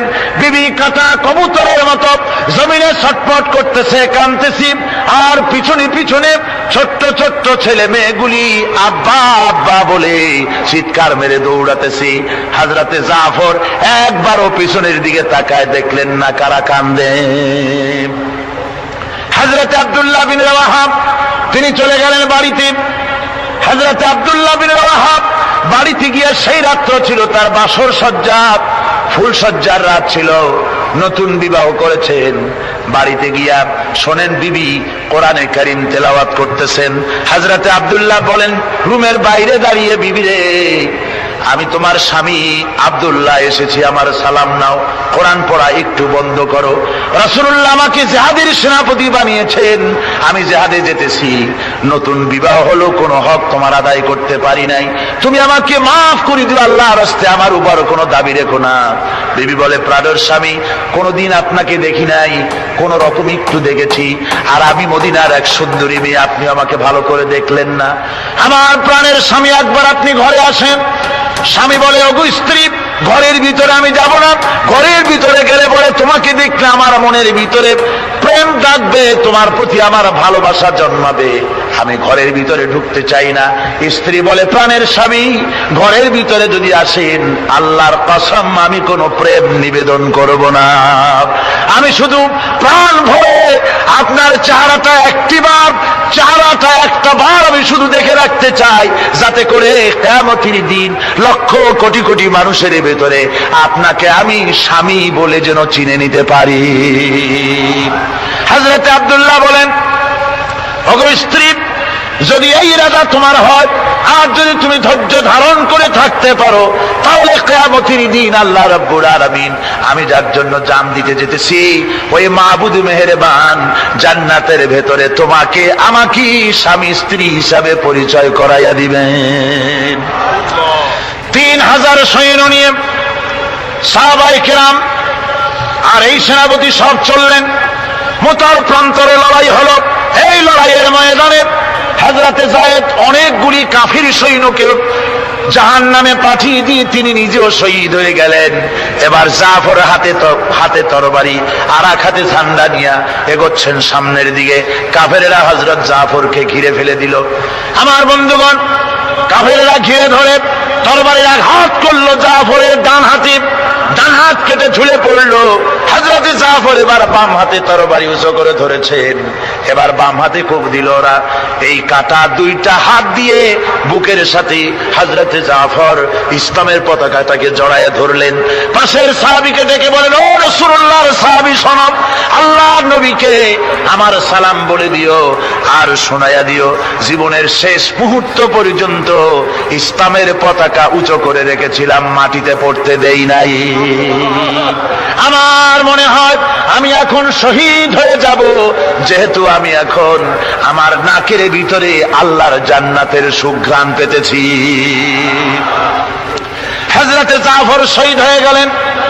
হযরতে আব্দুল্লাহ বিন রাওয়াহা, হযরতে আবু উবাইদা দুজনে মিলে ছুটলেন ঝান্ডা ধরার জন্য। ওনারা বলেন, এই এগিয়ে গিয়ে দেখি সামনের পরে দূরে পতাকা উঠতেছে। ভাবলাম আমরা যাওয়ার আগে ইসলামের পতাকা কে ধারণ করলো। কাছে গিয়ে দেখি হযরতে জাফরের ডান হাত কাটা, বাম হাত কাটা, দুইটা পা কাটা, দেহটা একদিকে পড়ে আছে, আর শুধু মাথাটা এক পাশে পড়ে থেকে ইসলামের পতাকা কামড়ায় ধরে উঁচু করে রেখে দিয়েছেন। আমার বন্ধুগণ, হযরতে আবু উবাইদা বলেন, আমি হযরতে সাদের, হযরতে জাফরের হাত পা মাথা মস্তক একত্রিত করে তার পা থেকে শুরু করে মাথা পর্যন্ত চুমা খাইলাম। তাকে জানাজা করে দাফন করে রাখলাম কবরের ভিতরে।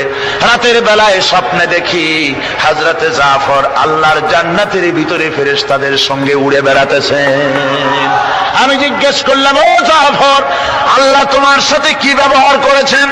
হযরতে জাফর বলেছেন, ও আবু উবাইদা, আল্লাহ রাব্বুল আলামিন আমাকে বলেছেন, জাফর রে, আমি তোমার শাহাদাতে খুশি হয়েছি, তুমি আমার কাছে আর কি চাও? হযরতে জাফর বলেন, আয় আল্লাহ পাক, কিচ্ছু চাই না, শুধু একটা দাবি, দুনিয়ায় তুমি মেহেরবানি করে আমাকে পাঠায়া দাও আর একবার যদি যেতে পারি, তাহলে তোমার দুনিয়ার বুকে তোমার দ্বীন কায়েমের জন্য কাফেরদের বিরুদ্ধে লড়াই করে আমার জীবনটা আর একবার দিয়ে আসি। আমার বন্ধুগণের জন্য আল্লাহ রাসূল বলেছেন, হাদিস শরীফে এসেছে, আমার ইচ্ছে হয় জিহাদ করি, শহীদ হই, আবার যদি জিন্দা হই, আবার জিহাদ করি, শহীদ হই, আবার যদি জিন্দা হতে পারি তাহলে আবার জিহাদ করি, আবার শহীদ হই। শাহাদাতের মর্যাদা সম্পন্ন মউত আর পৃথিবীতে হতে পারে না। আমার ভাইরা, ইসলামের জন্য জান দেওয়ার জন্য, মাল দেওয়ার জন্য সাহাবায়ে কেরাম এভাবে প্রস্তুত ছিলেন। নিজেদের জীবন তারা আল্লাহর সামনে নজরানা পেশ করেছেন, শহীদ হয়েছেন, আল্লাহ দ্বীন কায়েমের জন্য তারা প্রচেষ্টা করেছেন। আল্লাহর পথে যারা জিহাদ করার সিদ্ধান্ত নেন, মহান আল্লাহ স্বয়ং তাদের সাহায্য করেন। যুগে যুগে আমরা এর প্রমাণ পেয়েছি, আর তাই মুসলমানরা কাফেরদের উপর বরাবর বিজয়ী হয়েছে। এই ইসলামকে প্রতিষ্ঠিত করার জন্য প্রয়োজন রয়েছে জিহাদের। কিসের প্রয়োজন?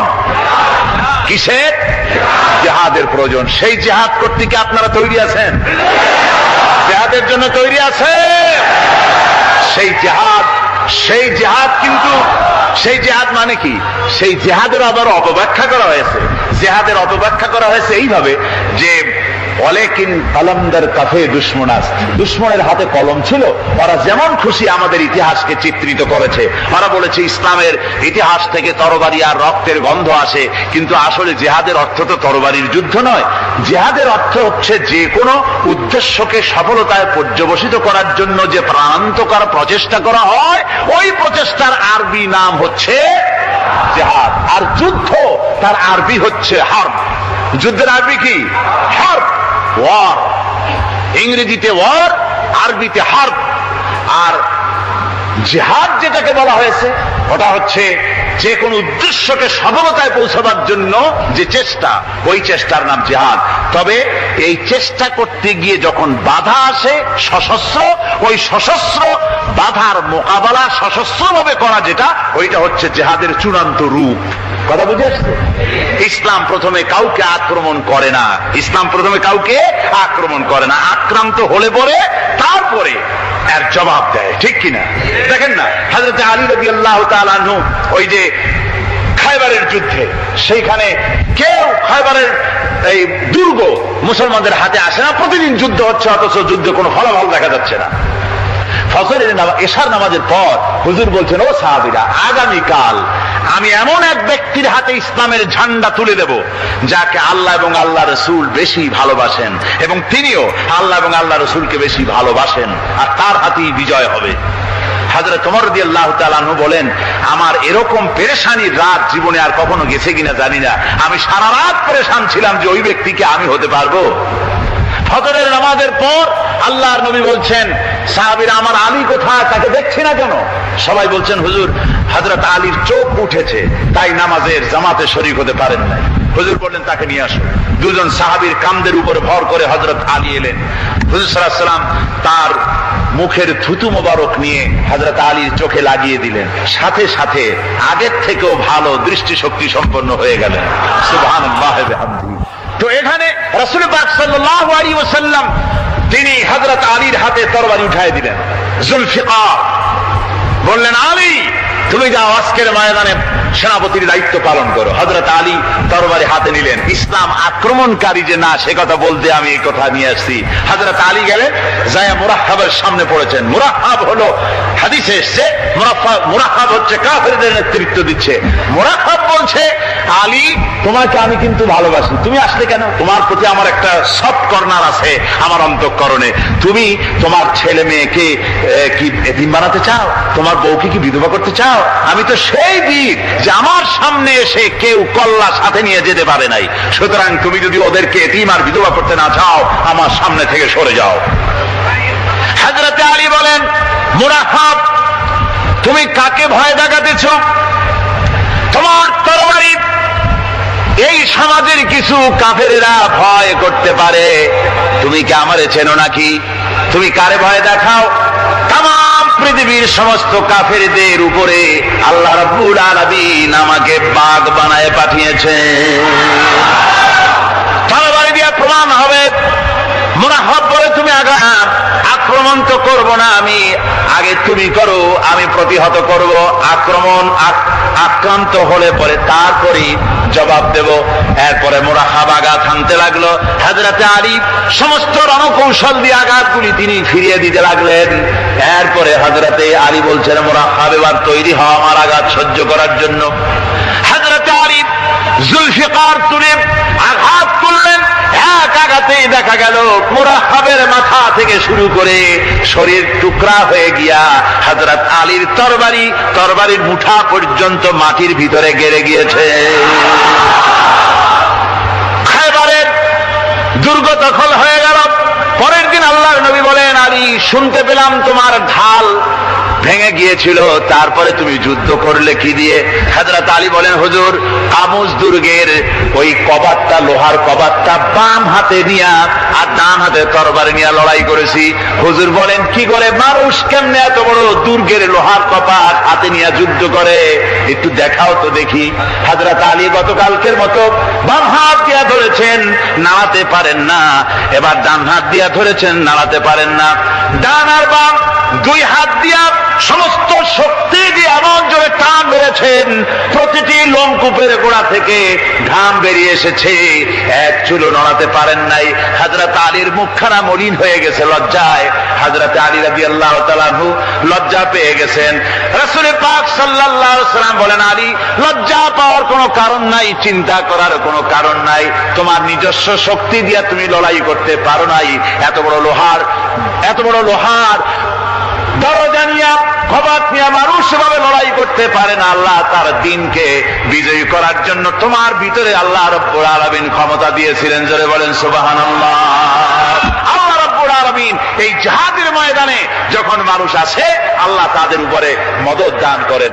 আমার বন্ধুগণ, আল্লাহর দ্বীনকে জমিনের উপরে প্রতিষ্ঠিত করার জন্য যদি আমরা আজও যদি ঐক্যবদ্ধ হই দ্বীন কায়েমের জন্য, তাহলে আল্লাহ রাব্বুল আলামিন আমাদেরকে মদদ করবেন। আল্লাহ পাক কোরআনে কারীমের মধ্যে বলেছেন, ওয়া কানা হাক্কান আলাইনা নাসরুল মুমিনিন। মুমিনদেরকে সাহায্য করা আমি আল্লাহর জন্য ওয়াজিব হয়ে যায়। জোরে বলেন সুবহানাল্লাহ। মুমিনদের জন্য সাহায্য করা আল্লাহর জন্য কি হয়ে যায়? ওয়াজিব হয়ে যায়। ভাইরা একটু বৃষ্টি সহ্য করেন না, খুব বেশি বৃষ্টি।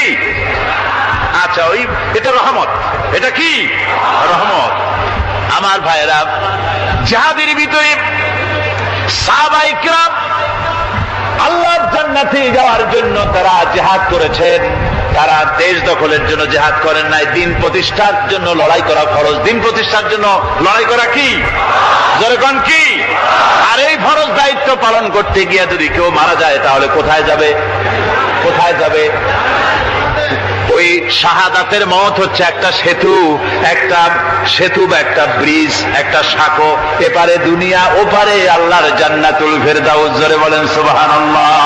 এই জন্য হযরত ওমর ফারুক রাদিয়াল্লাহু তাআলা তাআলা আনহু সব সময় দোয়া করতেন, আল্লাহুম্মা রযুকনি শাহাদাতান ফি সাবিলিক ওয়াজআল মাউতি ফি বালাদি রাসূলিক।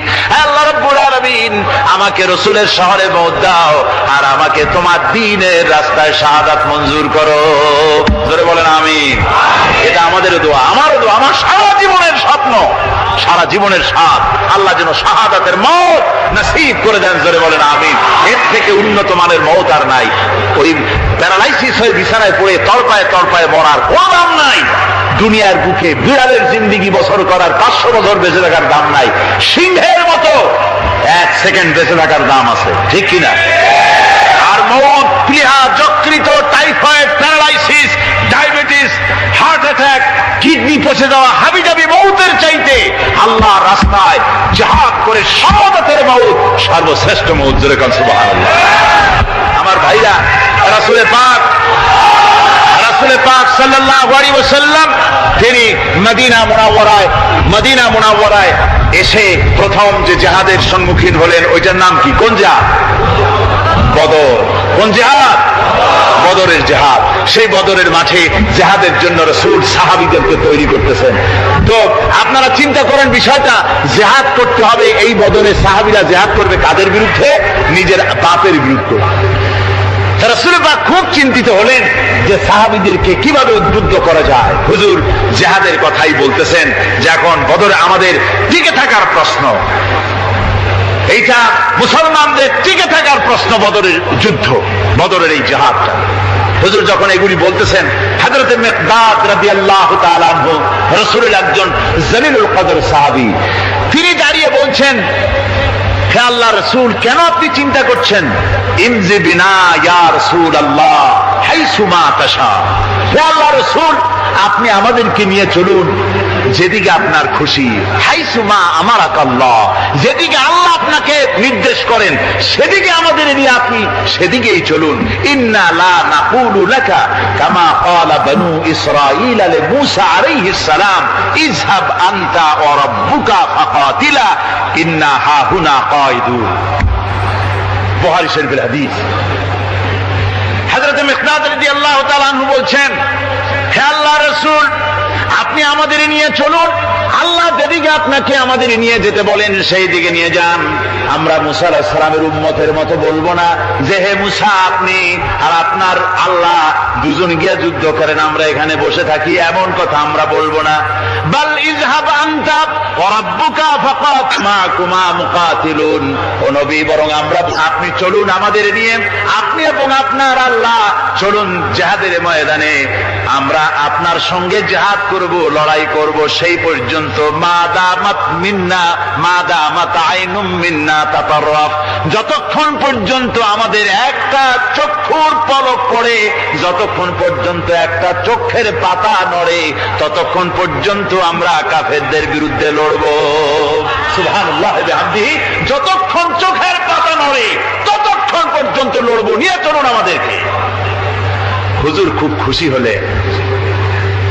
আহারে, রাসূল পাক সাল্লাল্লাহু আলাইহি ওয়াসাল্লাম দারুণ ভাবে খুশি হয়ে গেলেন। হুজুর বললেন, ও সাহাবীরা, তোমাদের মানসিক অবস্থা যখন এই, কুমু বিনা ইলা জান্নাতিন, চলো আমার সাথে বেহেশতের দিকে। সুবহানাল্লাহ, সবাই বলেন সুবহানাল্লাহ।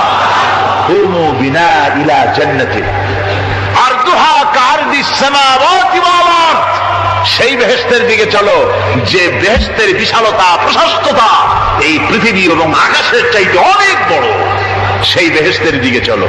ফাকামা উমাইর বিন হামাম ওয়া কানা ইয়াকুলু তামার, হযরত উমাইর বিন হামাম এক যুবক, তিনি দাঁড়িয়ে গেলেন। আমার মুসলমান ভাইরা, যুবকদের অবদান কিন্তু ইসলামে সব চাইতে বেশি। জোরে বলেন সুবহানাল্লাহ। কাদের অবদান বেশি? সর্বপ্রথম ইসলাম কবুল করেছে কারা?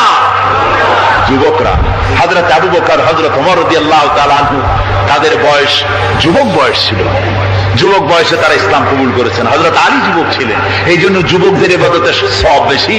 রাসূল পাক বলেছেন, কিয়ামতের ময়দানে যেদিন কোন ছায়া থাকবে না, আরশে আজিমের নিচে 7 শ্রেণীর লোকেরা ছায়া পাবে। তার মধ্যে এক শ্রেণী হচ্ছে ওয়াশাবুন নাশা ফি ইবাদাতিল্লাহ, ওই যুবকেরা যারা নাকি রাত গুজরান করে, রাত কাটায় আল্লাহর ইবাদতে, রাত জাগে আল্লাহর ইবাদত করে। জোরে কর সুবহানাল্লাহ। বুড়োদের 100 বার আল্লাহ বলা আর এক যুবকের একবার আল্লাহ বলা, বৃদ্ধের সারা সপ্তাহ তাহাজ্জুদ পড়া আর যুবকের এক রাতের তাহাজ্জুদ পড়া মনে হয় তার থেকেও বেশি। কন সুবহানাল্লাহ। তাই বলে বৃদ্ধ যারা, তারা কিন্তু হতাশ হবেন না। ওই যৌবনকাল আপনিও পেরিয়ে এসছেন, ঠিক না? সুতরাং যুবকদের অবদান বেশি। হযরত উমাইর বিন হামাম রাদিয়াল্লাহু তাআলা আনহু তিনি দাঁড়িয়ে গেলেন, তার হাতে ছিল ওয়া কানা ইয়াকুলুত তামার, তিনি খরমা খাচ্ছিলেন, হাতে ছিল কয়েকটা খরমা। তিনি খরমাগুলি হাতে নিয়ে দাঁড়িয়ে বলছেন ওয়াকালা বাখবাখ, তিনি বলছেন বাখবাখ শব্দ এটা হচ্ছে লুগাল মুহাল্লিয়া, অর্থাৎ আঞ্চলিক শব্দ। এর অর্থ হচ্ছে মা আযামাহু ওয়া মা আহসানাহু। কি আশ্চর্য, কি সুন্দর, কি বিরাট, কি সুন্দর কথা আপনি বললেন হে রাসূল। জান্নাতুন আরদুহা কাআরদিস সামাওয়াতি ওয়াল আরদ, এমন দেশ তো পাওয়া যাবে জিহাদ করলে। ও পরদানের মা, 2টা গুণ মুখস্থ করে বাড়িতে যাও রে বাবা। একটা গুণের নাম হলো আপনার সাহাবী আবু যর গিফারি। সিগারির নাফস নিজেকে বড় ছোট মনে করে। কেমন ছোট মনে করতেন জানো? হযরতে আবু যর কতটা বিনয়ী ছিলেন, নবীর সাহাবী। হযরতে আবু যর গিফারি খাদেমে খায়রুল বাশার, হযরতে আবু যর গিফারি খাদেমে খায়রুল বাশার, জিंदगी में ना बनाया अपना घर। এতটা বিনয়ী ছিলেন আবু যর গিফারি, নিজের ঘর পর্যন্ত বানাই নাই যাতে করে নিজেকে মালিক মনে হবে, এই ঘরের মালিক আমি, এতটুকু অহংকার যেন মনে না হয়। এতটা বিনয়ী ছিলেন হযরত আবু যর গিফারি। 1 নম্বর গুণের কারণে। 2 নম্বর গুণ, আপনার সাহাবী আবু যর গিফারি সূরা ইখলাসকে বেশি বেশি মহব্বত করে। ও কীর্তিনগরের যুবক, এই 2টা গুণ যদি আমাদের ভিতরে অর্জন হয়, আমাদেরকেও ফেরেশতারা চিনবে, আমরাও জান্নাতে যাব। একটা গুণ হলো বিনয়ী হওয়া, অহংকার না করা। অহংকার কাদেরকে বলে? পায়ে পড়ে ঝগড়া করে আসে না নাই? না না, ঝগড়া করতে যাও না। জমিন নিয়ে গেছে, নিয়ে যাক, অসুবিধা নাই, আমি ঝগড়া করব না। আমার অধিকার নিয়ে গেছে, অসুবিধা নাই, আমি আল্লাহর কাছ থেকে বুঝে নিব, আমি ঝগড়া করব না। আমার নবী ডাক দিয়া কয়, ওই ব্যক্তির জন্য আমি জামিনদার হয়ে গেলাম, ওই ব্যক্তির জন্য জান্নাতের গ্যারান্টি আমি নবী নিয়ে নিলাম। কোন ব্যক্তির জন্য? নবী বলেন, যে ব্যক্তি ঝগড়া করার উপযুক্ত, এরপরও ঝগড়া ছেড়ে দেয়, ঝগড়া করে না, আমি ওই বান্দা বান্দির জন্য জান্নাতের মাঝখানে একটা ঘর বানানো জিম্মাদার হয়ে